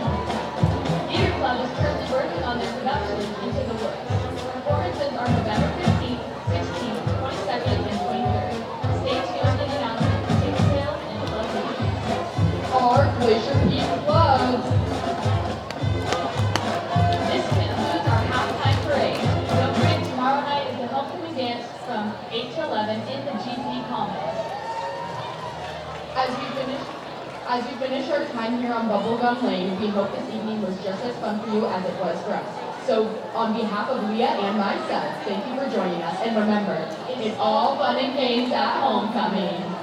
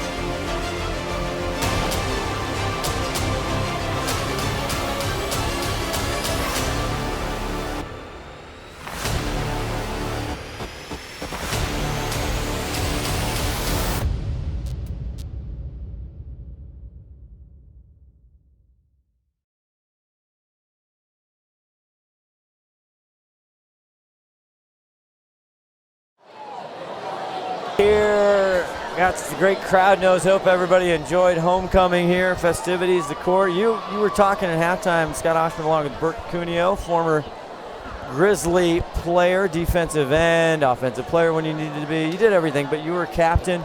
You were talking how it's tough, especially right now. They're down 14-7, are the Glacier Peak homecoming Grizzlies to the Maryland Marauders. Going in that halftime and being a captain, it's quiet, and then you got to run out and smile for everybody, and you're sweating and freezing. Well, the festivities are great, but the expectations are also really high.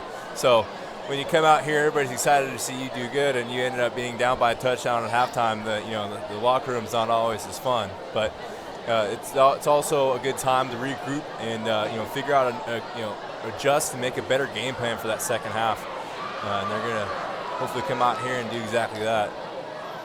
We will see. Big shout out to just seeing on the Twitter sphere, the Twitter machine there. Greg Plank watching down from Arizona, the old coach from up here. So Greg always is awesome, big supporter of STSPN. Say hello to him as well. So yeah, 14-7, and really it's always like this. That one big pick six. Tyson Lang, Talladega Tyson, I call him because he races cars. He plays football on Fridays and races cars on Saturdays. And just quickly, if you haven't gone, you can see the KRKO, Steve Willits and Tom Lafferty, Prep Sports Weekly. They did a great interview with him and his parents on Thursday night. You can go hear that again on SoundCloud. But anyway, that's a tough one. You got to screen a huge pick six. It's a big momentum for the game. And just Tyson Lang, he's got to shake that off and come back. Then they couldn't quite get it done there at the end of the fourth, Bert. Well, he's been so close so many times here with these passes. They're obviously establishing the run great. So I want to see them come back out and go back to the run for a little bit, get that established again, get some positive yardage on the field, and then he's so close on so many of these throws. I think they need to give him more chances to get some of those back. But I know that pass to Torgerson over in the corner there at the end of the half, that's going to be on the back of his head. Do you remember that, Bert Cuneo, when you were just a young punk kid? The king and the queen and the court. Look at that. That's years gone by. Old man Cuneo. Is that what you call you? I was never in the royalty court. Let me just make that clear. Oh, you were in a lot of people's royalty court. I know that. Hey, shout out here. We see that Kim Elliott, the whole reason, Kim Pettit, excuse me. I was reading wrong. Oh, Kim Elliott Pettit. Thank you. I thought my Arizona State education was coming in again. Shout out to Mrs. Weapon right there. Spencer Pettit, Kim and Steve Elliott Pettit. Boy, could I get that even more wrong? It's okay to laugh at me, Burke. It's part of it. Anyway, Mr. and Mrs. Pettit, hello. We wish you, maybe we'll see you at a Pablo's after the game. 14-7 here. Go down to Ron the Wedge Henthorn. And Mariner gets the ball to start here on offense. And Ron, what are you looking here for Mariner? Are they do you think they'll try and take a quick strike or try and eat some clock?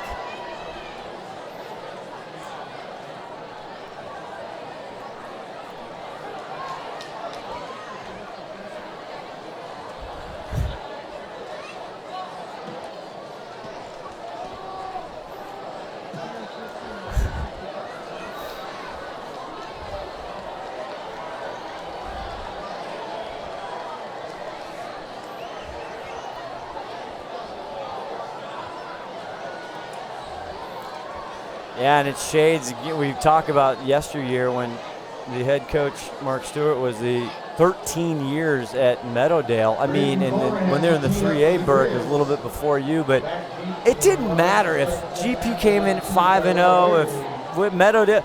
It was just brutal. Like, every game was exciting and wonderful and always came down to the wire. It didn't matter. And the kickoff, and that'll be a touchback for Mariners, so they'll start this one at the 20. But it's kind of like Mark Stewart-esque here against GP. It's just always right in there. Well, and I had this experience when I was playing, but going in and it's the other team's homecoming game. You know that all the fans are coming out to see their team do well, and all you want to do is muss that up, put it all away. And you know what? That's exactly what they're doing right now. Yeah, they are. They're giving a GP run for their money right now. So it'd be interesting to see how the second half goes. Jackson Cole starts it off, and they're going to try and run it there, but nothing at all doing. And Prince Riley, who just the player of the game of the first half, you have to say, with the pick six. Yeah, absolutely. I mean, he's definitely making a name for himself. But now they're putting a lot up in the box there. Ryan Kinney from his linebacker, number 9 for Blue, comes in. So they want to, I don't know. You think they want to force them to try and throw?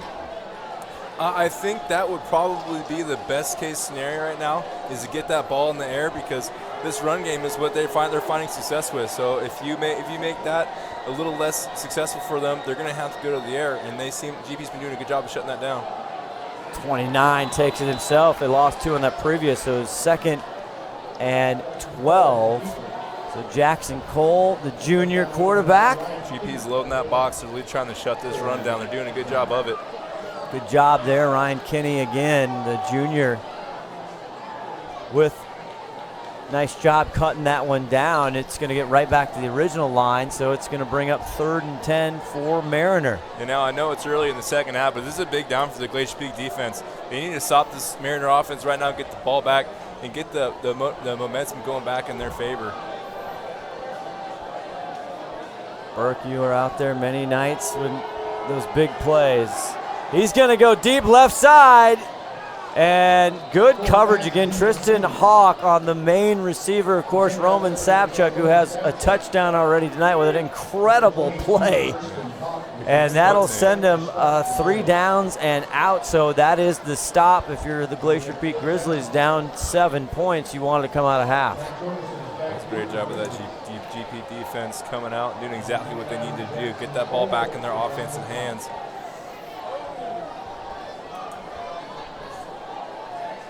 We'll see what happens here. Todd Elvig very excited about something.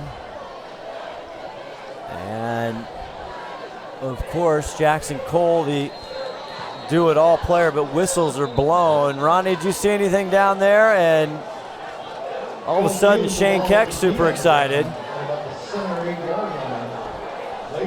That's the goal right here. What's going on, Ronnie? Check that, 1st and goal. 1st and goal. Was there a block or something? What?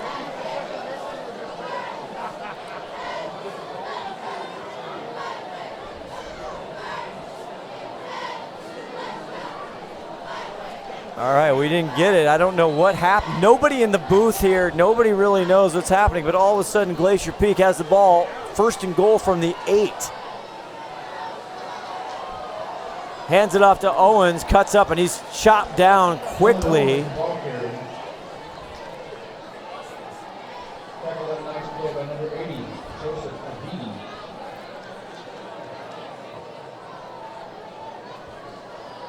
Great job, Ronnie. When they snapped the ball, the punter actually touched the ball down to the ground. It actually went down the ground, so it's down officially, and that's why GP took over at their own 8-yard line. 2nd and goal, no gain on the play. Pitch it out, Owens down to the 5. Brought down at the 5-yard line. I like that play call there. Instead of handing it off, let's get Owen out in the flat, let him do what he does best. Find his guys and get up the field. Puts him in a prime position here. We were talking at halftime here in the booth, Burke, with Ron, and we were talking about how that first series, even though it didn't pay off, but they were running the ball very well, and then they tried to pass it a little bit, and just a question of, I guess, what are you going to go to here? Do they think they can punch it in? Like they said, they're missing some offensive regular starters. Well, they're here, and it seems like with this game, neither of them are getting here that often. So I'd go with working for you best and hand it off to your guy Owen. Do the opposite. No action on it, straight to Lang, and he goes to the guy he wanted to go to, Reggie. 6 for the Huskies. That's tomorrow. We should talk about that. That's tomorrow. That's 6 for the Grizzlies. Reggie Valmonte, the 5'8" sophomore, with a 5-yard touchdown pass in, pending this extra point, and now there's trainers going to 10, but number 24 for Mariner, Julius Jacro, he looks like he's okay. And Braden Corwin on for the extra point, and see if he can tie this up. Not a for sure in high school football or even college or pro these days. He punches it up, and it is good. And with 8:52, what a huge play the muff punt was. 1st and goal from the 8-yard line. They punch it in with a 5-yard pass to sophomore Reggie Valmonte. Now, as a defense as a whole, that you love to see that. You go out, you get the stop you needed to get, and the offense does what they need to do with the ball. We are all frustrated with the high cost of heating and cooling our homes. At GNS, we are completely changing the way you keep your home comfortable. Because we are Snohomish County's premier Lennox dealer, we can design a perfect system for you, one that will save you a lot of money on your utility bill. The Lennox Home Comfort System creates the ideal home environment. Enjoy innovation in every season with precise, quietly efficient Lennox heat pumps that keep your life simply perfect. Call GNS Heating, Cooling, and Electric today or visit us at gsheating.com.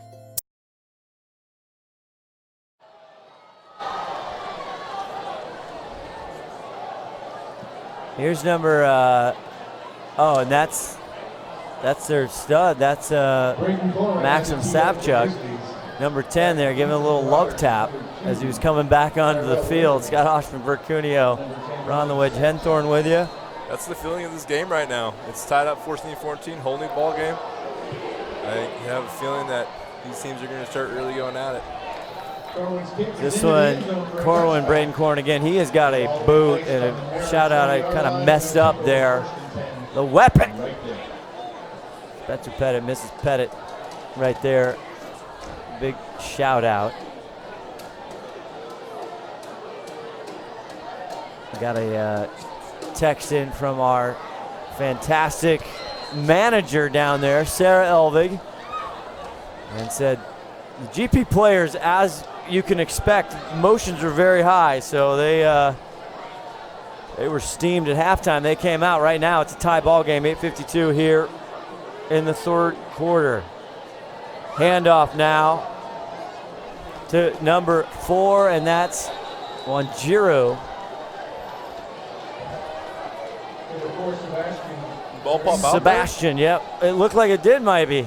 Jacob Anderson came in with that ball. I do not think he is down. It's hard to see from that angle. Oh, you know what? No, he is. Oh, wait.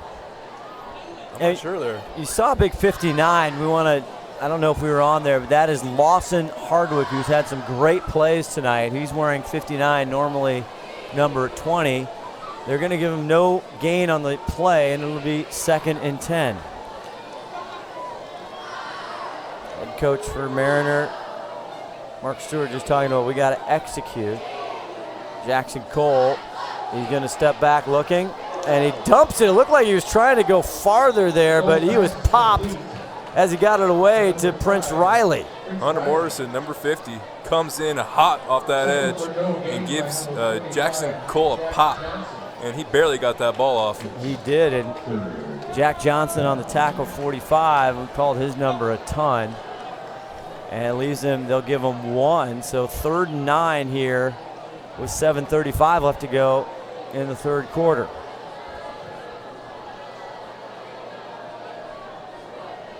This Glacier Peak defense, see if they come up with another big stop. They got them back in their territory. Defense trying to set a huge play here to start the second half. Jackson Cole, 29 in white, fakes the handoff, not rolling. He's about to get tackled, goes deep, and it's caught! Fernando Contreras! Once again, dropping back, Jackson Cole, and putting it up in the air. Gave everything he's got, put it in a spot where his receiver, number 13. What an unbelievable catch again. Logan Clay, it's hard to cover any better, but as they say, a perfect pass beats perfect coverage. And unbelievable Jackson Cole, as he was getting laid down as the pressure was on, a massive first down for Mariner. It was a good job by Fernando Contreras to go up and get that ball and bring it down. Huge play for Mariner. And that's what they've had, some big plays here, big chunk yards. That one 50 plus. Jackson Cole's going to take it himself on the left side, trying to step over tacklers. They'll give him 1, set up 2nd and 9. As we're making that big pass, you can see that Mariner's going to resort what they do best and start trying to get that run game going again. Boy, this has been unbelievable. It's just such huge plays in the first half. You're just joining us. Number 5 for Mariner had an unbelievable pick six, ran it over 50 yards back for the touchdown, a huge momentum play. And just here to start the second half, Mariner has the ball. They have to punt, and the snap is muffed, and GP gets it at the 8-yard line, and they punch it in on a Reggie Belmonte touchdown.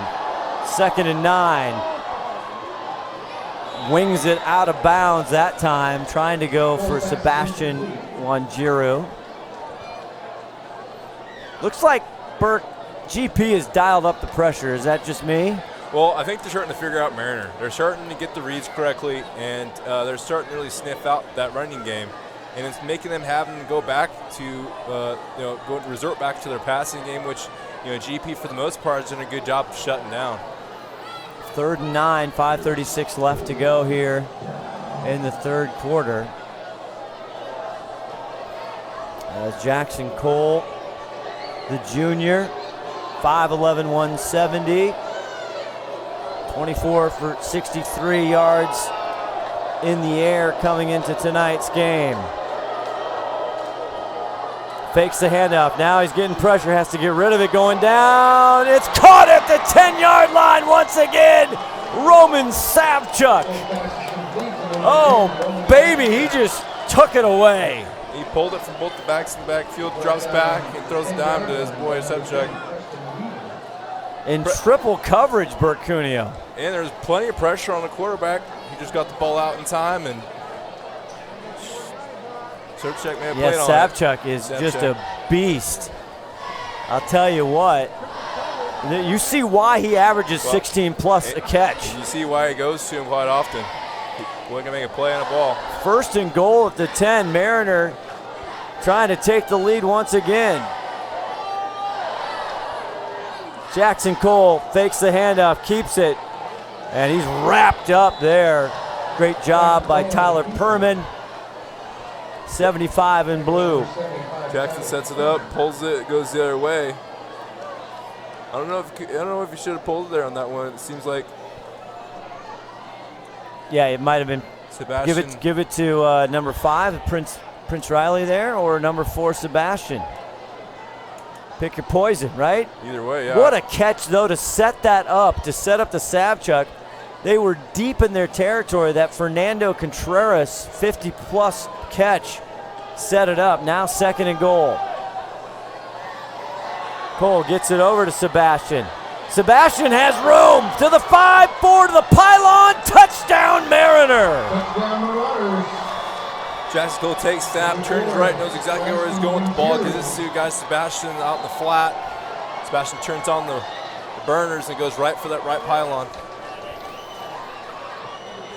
It is a touchdown. Our white hat tonight referee, Jeff Matson, calling it.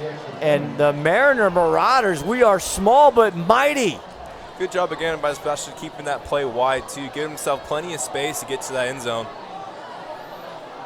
Way to answer by the Mariner Marauders. Well, they are not intimidated. They don't care if it's homecoming, no coming. They don't care where they're playing. They are having a tremendous night, especially coming off that big loss, 33-7 from Mount Vernon. As we're waiting here, I'm not sure. A player down here. We've got a player injured in the corner. And they'll tend to them. Maybe we should step away here, Todd Elving, let them do that. We'll take a break and have a word from one of our great sponsors.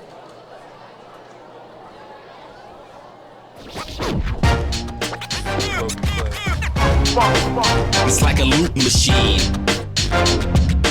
All around town, people trying to get down.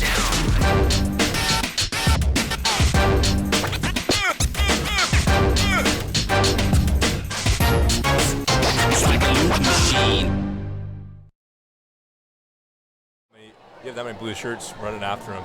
You can't let that happen. That's the voice of Bert Cuneo. Maxim, the sophomore brother, Savchuk on the hold for. Oh, the fake field goal. Was it a fake? A botch. He looks now. He throws it. It's intercepted. They can run this back.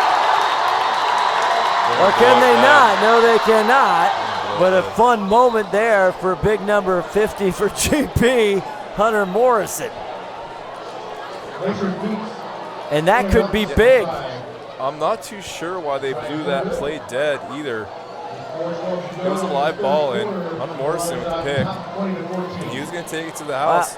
I have to go to the rules committee, and I have to send out Tim Boyle out there. Big shout out to him. He's also down in Arizona, which I'm a little jealous about. But Ron Henthorn, the rule, I'm not sure in high school football, I don't think you can run one back on an extra point. I think he's talking to the side judge right now, getting the clarification. Nonetheless, Mariner comes in and punches in on 2 massive plays. We're going around to Henthorn.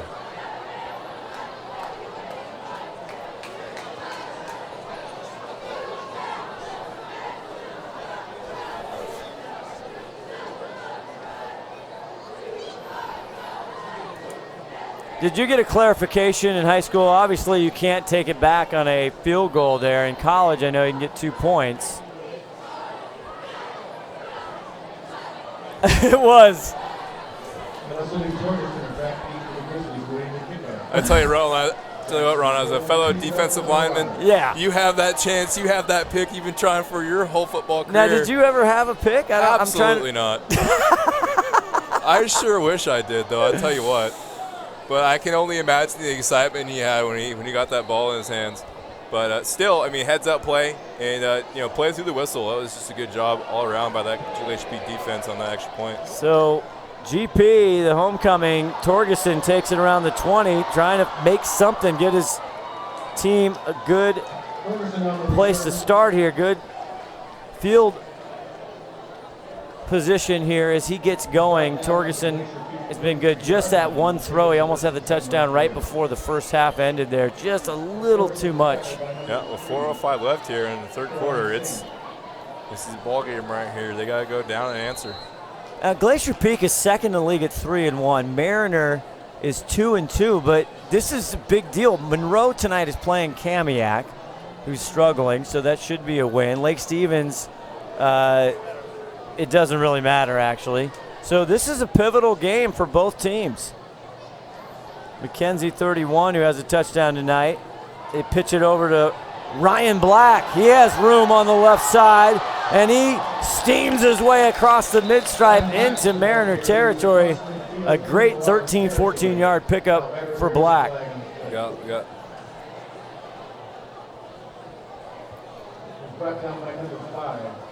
Oh, it is holding. Always good to have the wedge down there. So a big run taken back and getting penalties. Burt Cuneo has reared their ugly heads a couple times. It was brought back, but I do like getting Ryan Black involved. I like the pitch move to outside, get him outside, let him do what he does. But I like to work in and get both of these backs going again. It seems to be working for them the best. And yeah, getting him on the edge, and you see the power of him. Once he lowers the pads, he can run over some dudes. Once he gets moving upfield too, he's pretty hard to bring down. Number 1 in there, Reggie Valmonte with the touchdown. 3:57 left to go. And it's Black one more time on the near side. He's out at around what are they going to mark him, the 45. He'll be short of a first down. I like how they go right back to Ryan Black too. He had that great run and he got brought back, but they give him a chance to get those yards right back. That left side, we talked about that. Big 62, Jacob Anderson, you and I talked about. Obviously, great to see him between the pipes and the lacrosse in the cage for GP. Does an awesome job. I do love watching him play goalie for that Glacier Peak lacrosse team.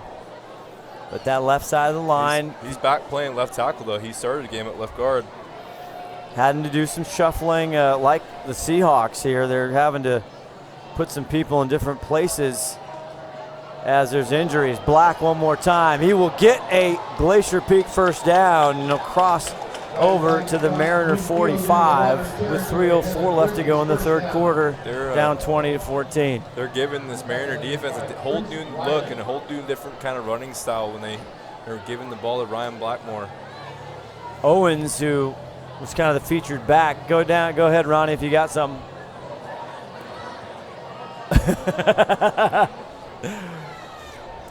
Yeah, they are now run heavy as their first series of the game, 10-play drive, didn't result in anything, but it was all running plays to start this game. This time Black now on the right side. Spins out of a tackle and is taken down, but a gain of 4. Well, I talked to Coach Hensley here pregame. You know, he said it was going to be a small running package, so they're going to be going back to the same plays over and over again. But it all matters about how they mix it up. Power right, power left. Absolutely. Keep it simple. From the shotgun, too. I love it. Ryan Black, we talked a lot about, the younger brother of Ian Black. A great linebacker, also got a couple carries. You reminded me there, Burke, you're right. But double duty here. Now Black one more time. He's wrapped up and brought down. Again, every once in a while, and that's big 48 for the Marauders. And Devin Borgman, the 6'2", 230 senior. How you doing? Well, it's going to be interesting to see it here now, because you got a 3rd down, and you're moving the ball on them, but these last couple of plays, they've shut that run down. So I'd be not too surprised to see a pass here. Yeah, it's 3rd and 7. Now the clock, $1:24, still in the 3rd quarter. Tyson Lang, the junior, had 1 pick tonight, only his 3rd. They swing it out, and the Mariners, he breaks through 2 tackles. Gets across the 40, not enough for a 1st down, but makes the decision a lot easier for head coach Shane Keck and also offensive coordinator Nick Bender of a 4th and 2. Great job by Black. This has been 4 down territory all game long. All that play did right there was make it a lot more manageable. It was a great throw and catch by Lang to Black. And you saw Black just bust through the doors there of those tacklers, just right through, as he's talking to Ryan Black now. Tyson Lang looks over to the left. 34 seconds left in this 3rd quarter. 4th and 4. This is a huge play. They go over the middle. It's not enough for Braden Corwin. It drops to the turf, and they will turn it over on downs on 4th and 4. What happened there? Tough break for the Grizzlies right here. They had Corwin wide. He was open across over the middle of the floor. He just could not bring that ball in. And these drops are killing the Grizzlies. You saw it against Lake Stevens, and you're starting to see a tendency of it to happen in this game as well. Ron Henthorne, you had him to chime in. I guess you didn't. Oh, he's talking, but I can't hear him. Ron Henthorne, we got a battery change or something going on? Okay, so that was a tough play. But again, congratulations, kudos here to the Mariners. The Mariner Marauders, they're going. Jackson Cole, I don't want to bring up the Mariners and compare that to this performance. Oh, please don't, Scott, please. Don't get me going on my Mariner rant.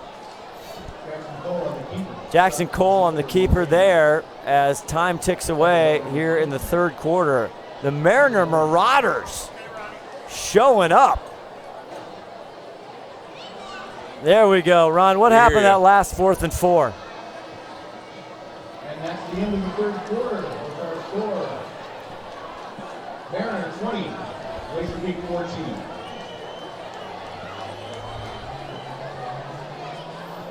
(2014) Mariner trying to get one done on homecoming. Back after this. Did you know that Speedway Chevrolet is part of the Lee Johnson Auto family? That means 84 years of serving you the LJ way.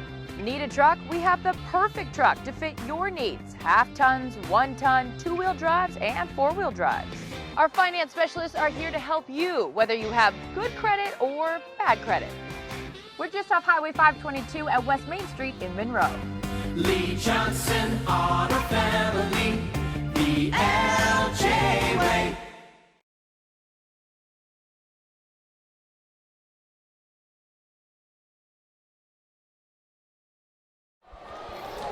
Scott Oshman, Bert Cuneo trying to figure out again homecoming night for Glacier Peak, and we're right back at it. Here we go, 4th quarter. Mariner up 20-14, 2nd and 10. Cole Jackson Cole, either way, he's playing a heck of a ball game, and he runs over out of bounds to the 40. Long route to his right. Couldn't find anything he wanted. So, yeah, here comes again a big 3rd and 10. You hear the Glacier Peak crowd trying to get some energy for their defense. We're not sure if there it is. It's 3rd and 10 there, the chain on the marker.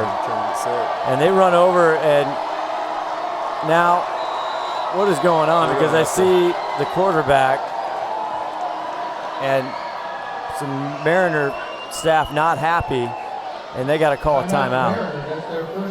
First time out of the second half. We'll take one, too. Come on back, see how this goes.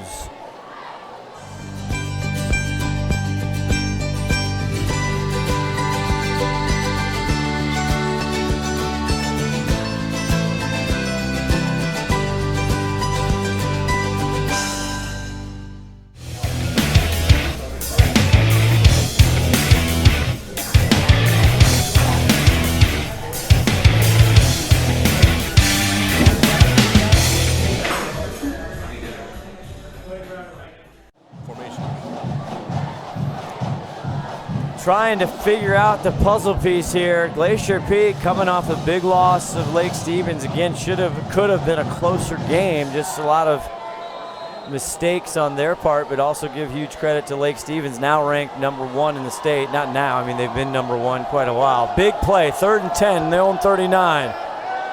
Big throw, high, lofty, and he comes down with it! We got a different quarterback in the game. Roman Sabchuk! Number 11 is the quarterback now. And that is his brother. That's what I hesitated there. Maxim Sabchuk, who's the backup quarterback. Goes to his brother. In double coverage. Claps is there. Hawk is there for Glacier Peak, and the big guy, 6'2", goes up and grabs it. Number 11 and number 10. Ron Anthorn, you had to, as a receiver, an old Cyclone receiver, you had to love to watch that kid go up and get the ball. 1st and 10, another huge play. And now the normal quarterback, and it's Prince Riley with the ball, and he's scrapping his way, and he'll get 4 or 5.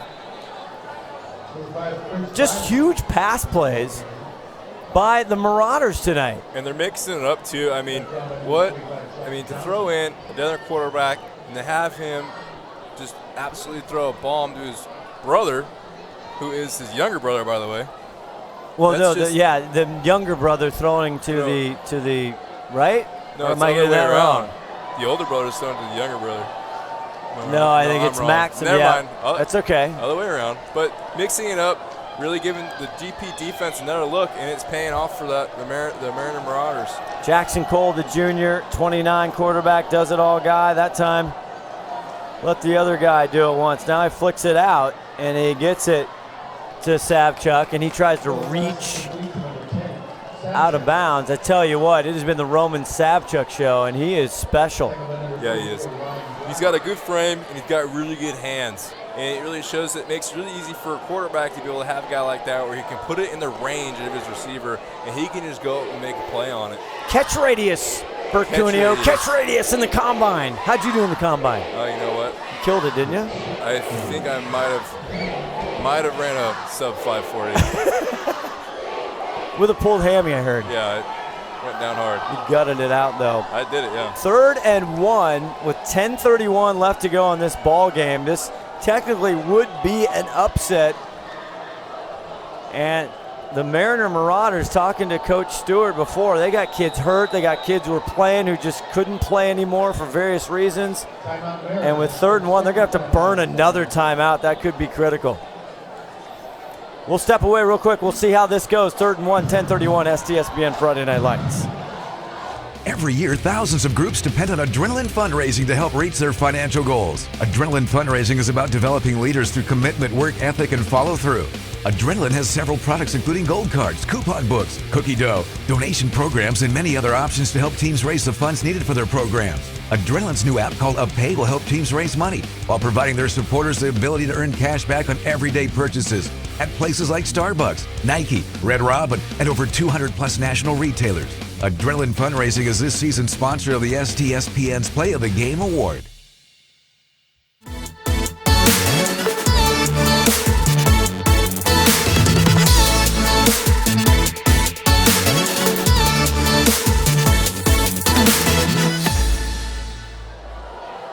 Janosch and Bercunio, Ron Henthorn, 3rd and 1 here for Mariner.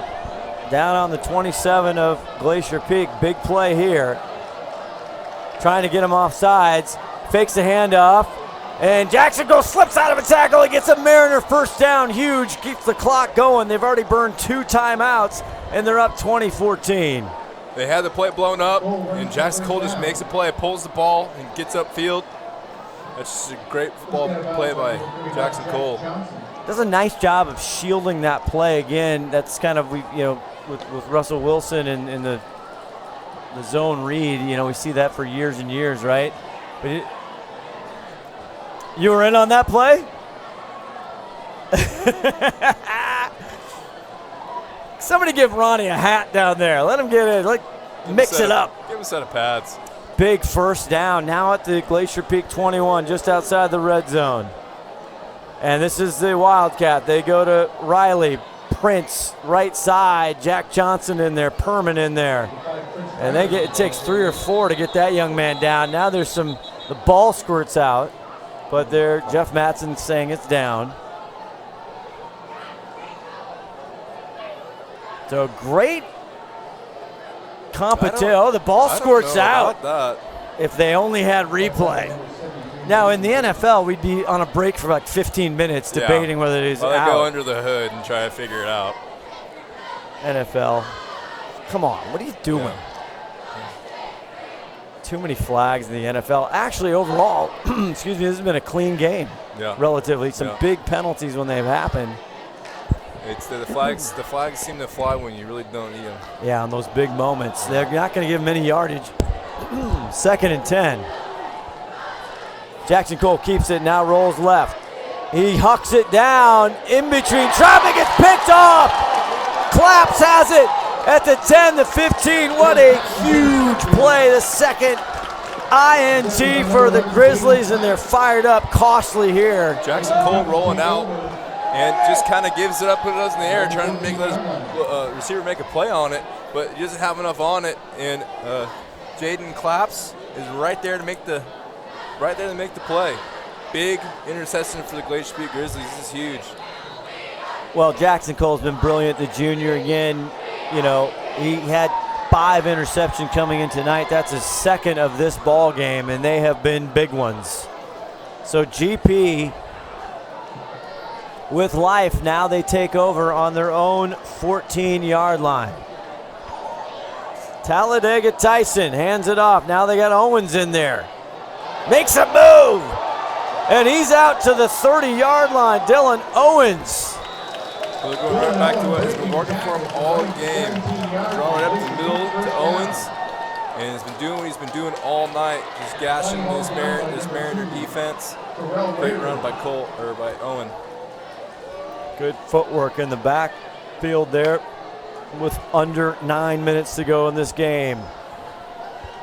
Down 20-14. Owens on the far side now, the left side. He finds a crack and he pulls up, and he is going to leave it now 3rd and 4 or 5.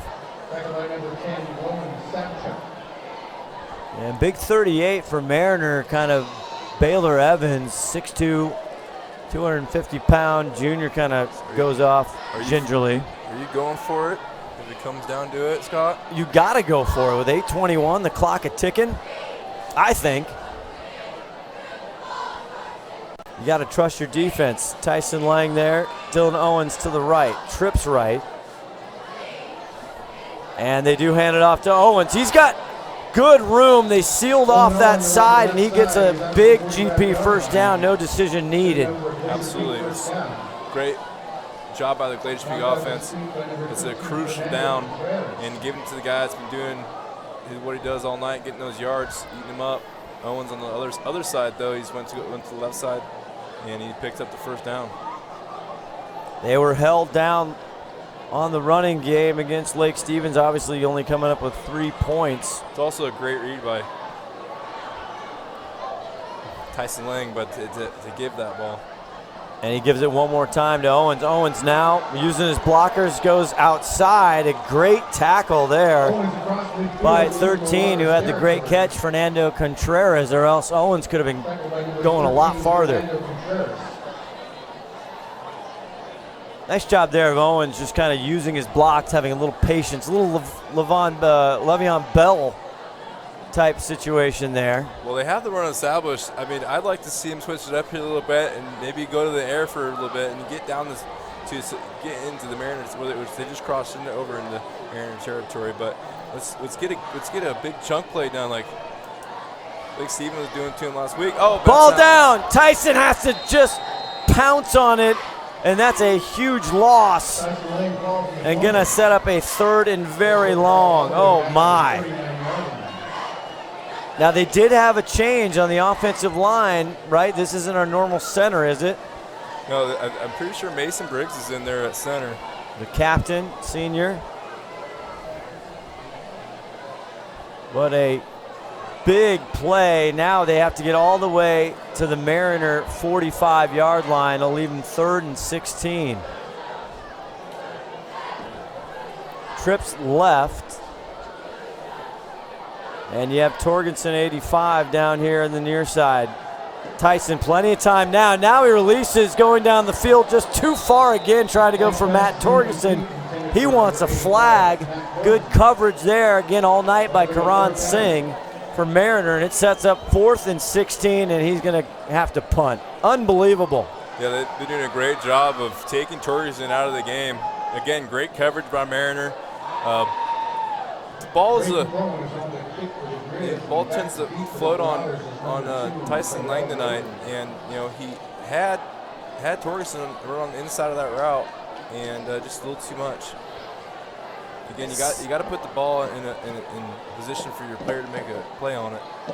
Braden Corwin with the punt. Singh back, number 2 for the Mariner Marauders. He's going to let that one bounce, and it's going to roll right, just almost out of bounds there at the 23-yard line. And that's where Mariners start with 5:54 left to go. They're up 20-14. They missed that extra point, but so far their defense has done just enough. Like we were just talking about, you know, whether they should have gone for it or not, I like the decision to punt it. Trust your defense, trust them to go out there and get the ball back.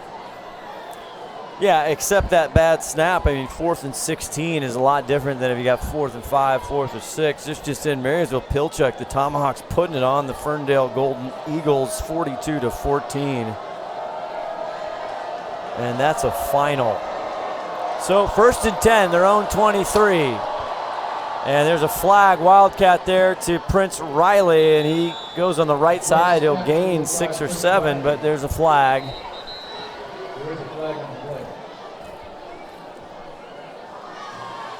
And now maybe kids getting tired, so flags coming in. Ronnie, I don't know if you see what that is. Going back to Prince Riley, though. We're going to try and incorporate him a little more. He's been outstanding tonight. Now we're seeing it's going to go against Mariner.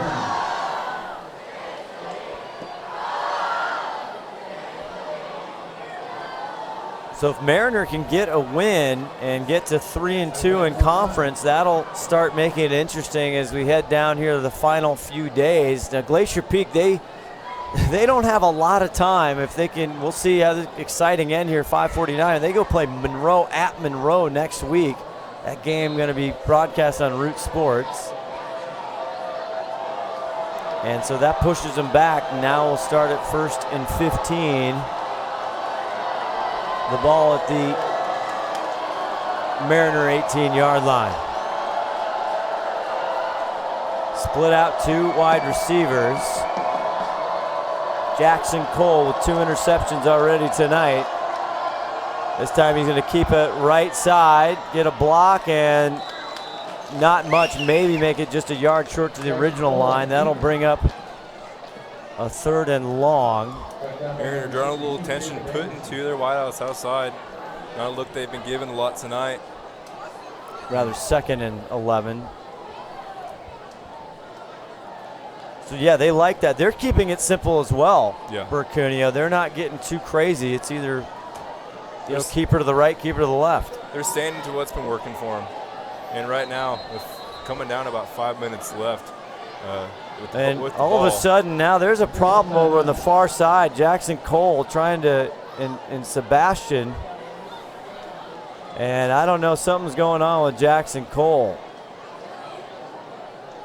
And time was ticking down with 5:11. They only have one timeout left, as you see on your screen. So they'll tend, this guy does absolutely everything. Their junior quarterback, Jackson Cole, number 29. As he gets up, and he's kind of limping off, but boy, for the Mariner Marauders, that you can't have Jackson Cole go down. No, that'll be a big dent in their offensive production if he's not in the game.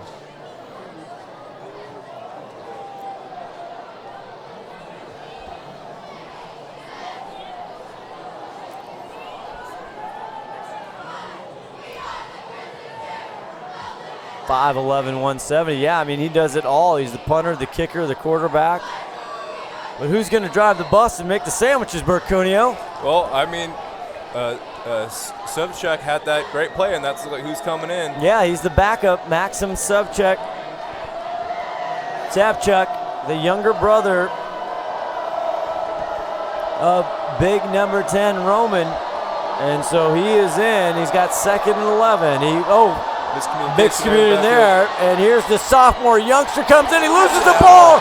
It's out, and GP recovers at the 20-yard line. Absolute incredible play by Ryan Black. Chasing the play down from the back, and you can see him come in with that right arm and trying to rip that ball out. Incredible. Look at him wind up this right arm. He just punched for that ball.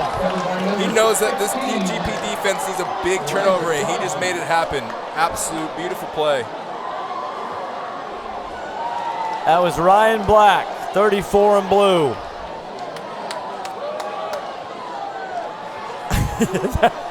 You're absolutely right, Ronnie. I agree with you.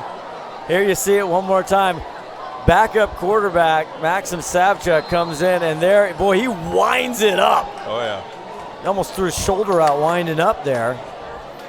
And so a massive turnover here deep in their own zone. GP now at the Mariner 19-yard line. Tyson Lang, time for redemption. Owens on the left side. But Mariner, the defense is not giving up much. Another great play there by Joseph Adi.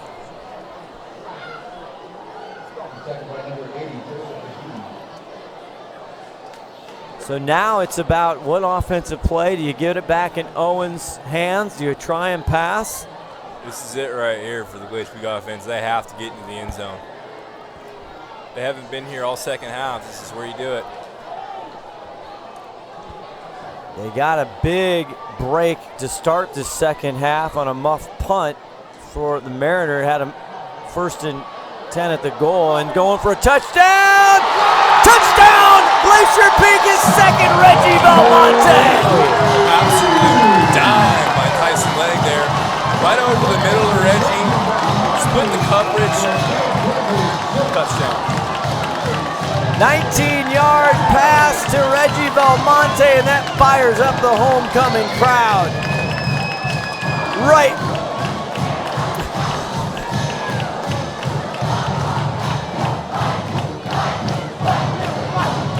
All game, it's been the run, it's been the run, it's been the run. First play, after the big turnover. Throw it right over the middle. Touchdown. Corwin extra point is good, and they are up. And did we talk about that missed field goal for Mariner? That one point that Ron pointed out right when it happened, it's coming right now. This is huge. 1 point lead, 21-20. You see Talladega Tyson, he puts it right on the spot this time. And we also can point out that Jackson Cole is their kicker. That's true. So you have a 1 point game, and if you're Mariner, you have to get in the end zone. Unless they have someone who can come in and make a chip shot, that's huge. What a fantastic ball game. 4:15 left to go.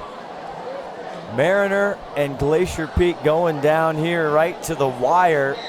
And we'll see if Jackson Cole comes out. He was roughed up. He went down. As you see, one of my favorite promos for STSPN over the years. This is an oldie but a goodie, Todd Elvig. As it's a good reminder. We'll see if Jackson Cole comes out. 29, the great quarterback, but you can also check out STSPN on all the media and social channels, YouTube channel, our Twitter, Instagram, Facebook, STSPN.com, of course, I can really say it. And here we're back with football. Braden Corn, kind of a short kick, and it's just grabbed wisely and taken down, and they'll start again right there at the 19. And number 52, which isn't on our roster, did a good job right there. This is where you got to dig deep. Defense is coming on the field. You got to stop them. This is where you have to really, reach down and figure out what you got to do to stop this Mariner offense.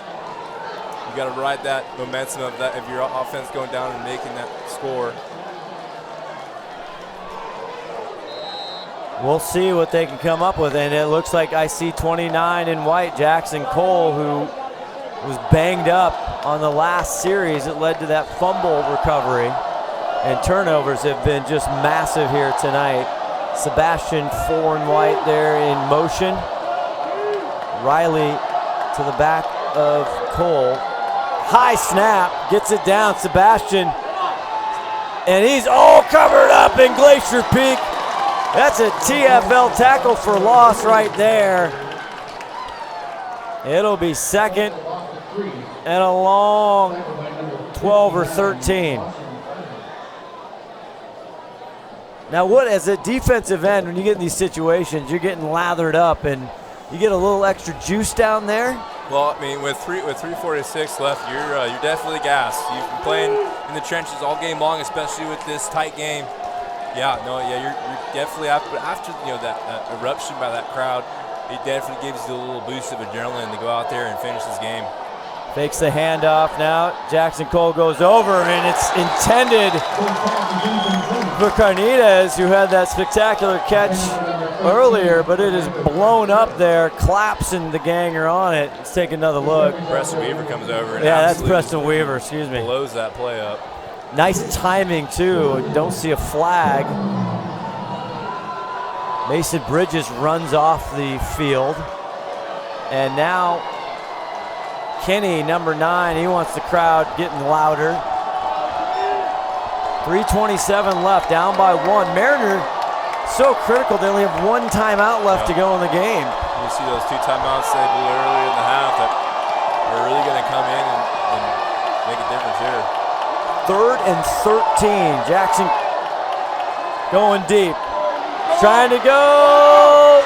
And it's broken up by Sapchuk, and a great play by Tristan Hawk. Tristan Hawk tracking that ball all the way back, falls through with the play. And Roman Sapchuk, who has come up huge several times, that time tries to go up. You can tell, how big Roman Sapchuk's been in this game. He's got 3 blue jerseys on him. Ronnie, you had a front row seat to that play.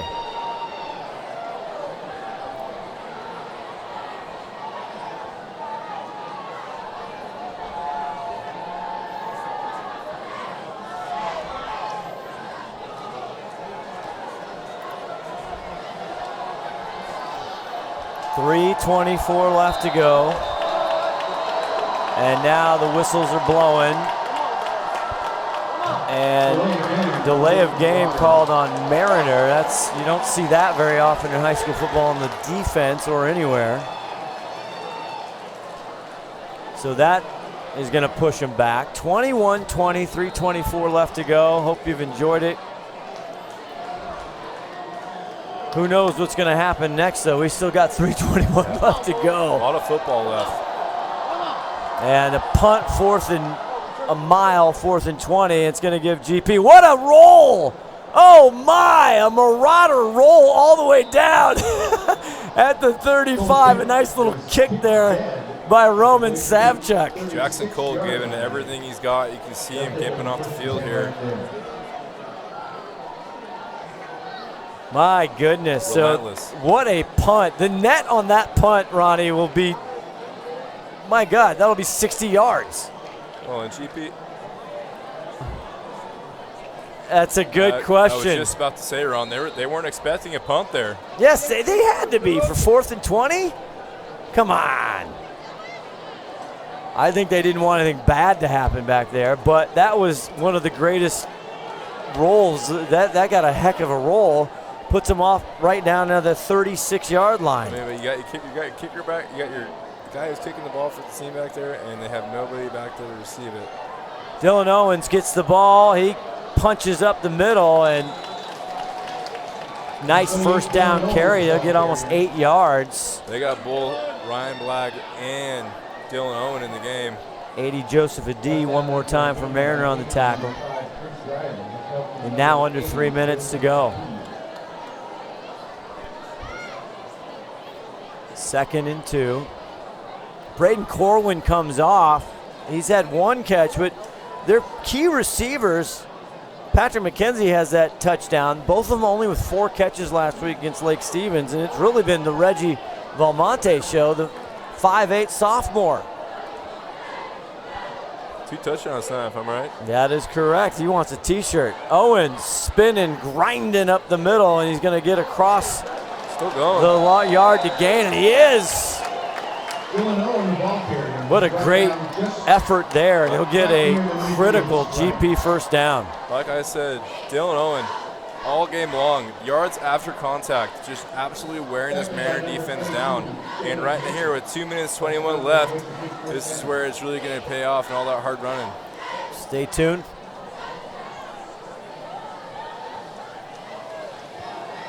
Yes, we do. I was just talking about I was just going to say, Ronnie, our Adrenaline Fundraising Player of the Game.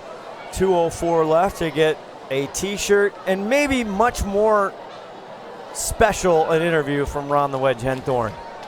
1st and 10 right at the mid-stripe.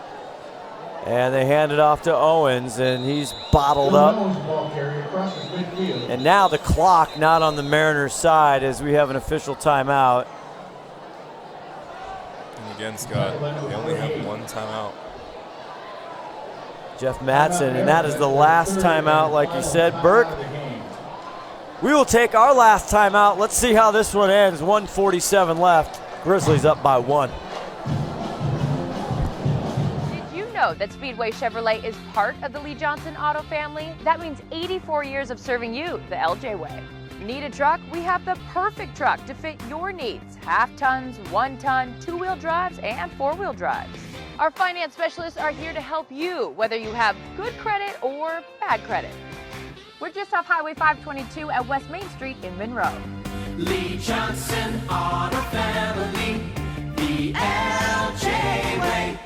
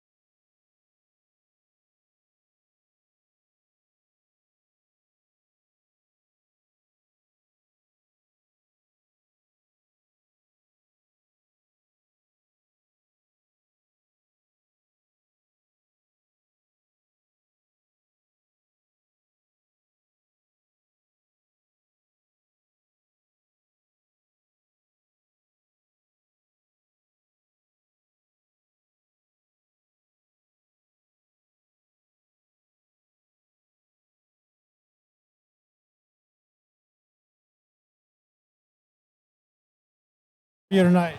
Yeah, I mean, came down to our defense. Like, we had to clamp up and go get the ball back to our offense. So saw an opportunity to strip the ball, so I just took it. And we got the win, so that's all that matters. How'd you like it in the trenches down there tonight? It was definitely a fun game. It definitely came down to the wire. Not how I wanted it to, but we got the dub, so that's all that matters. Well, you guys played a great game tonight. We got a couple of shirts if I can find them in here for you. Hang on just a second here. See which one I got first here. There we go. So we got a lot of. That's Ryan Black, player of the game. Hold that up. Maybe we can get a good picture of that. Say hi to your mama. Hi, Mom. Hey, happy birthday tomorrow. Her birthday's tomorrow. Happy birthday to your mom tomorrow. All right.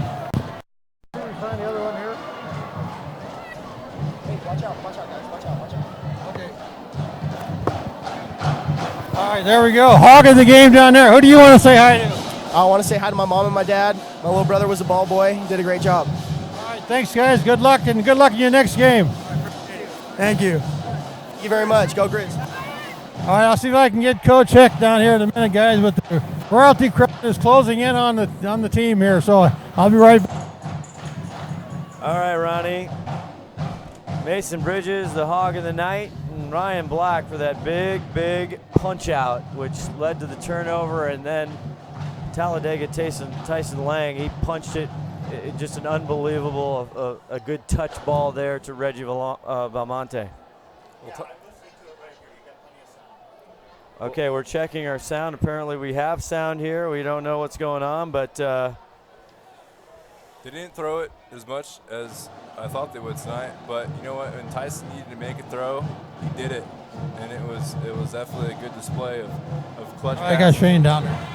Now let's go down to Ron the Wedge Henthorn with head coach for Glacier Peak. All right, Shane down Kennett. here with Coach Shane Hick. Coach, it didn't turn out the way you wanted to turn out, but you turned out with a win anyway. It turned out how I wanted to turn out, which means we won the game.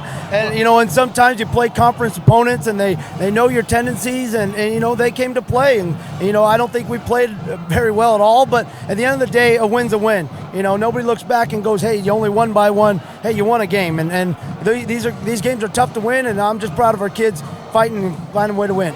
Well, they did find a way to win, and Mariner played a pretty tough ball game for you another night. Yeah, Roman Savchuk, the receiver, number 10, was unbelievable.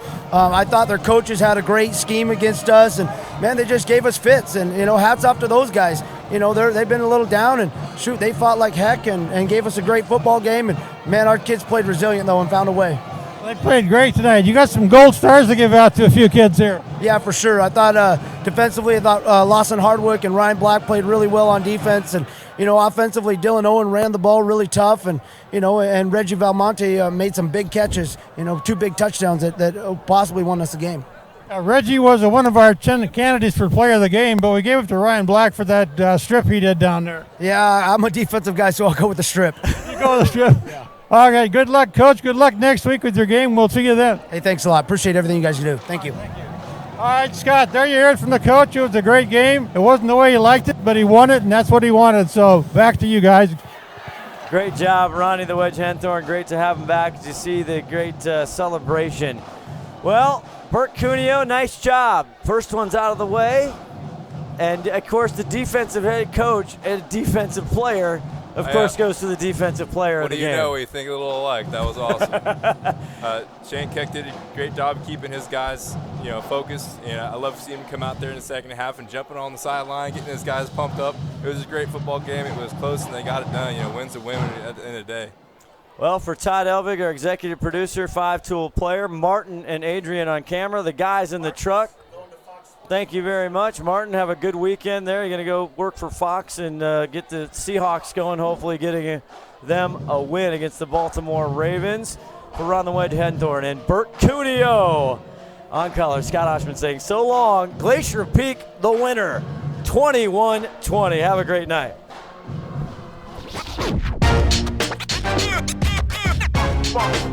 It's like a loot machine.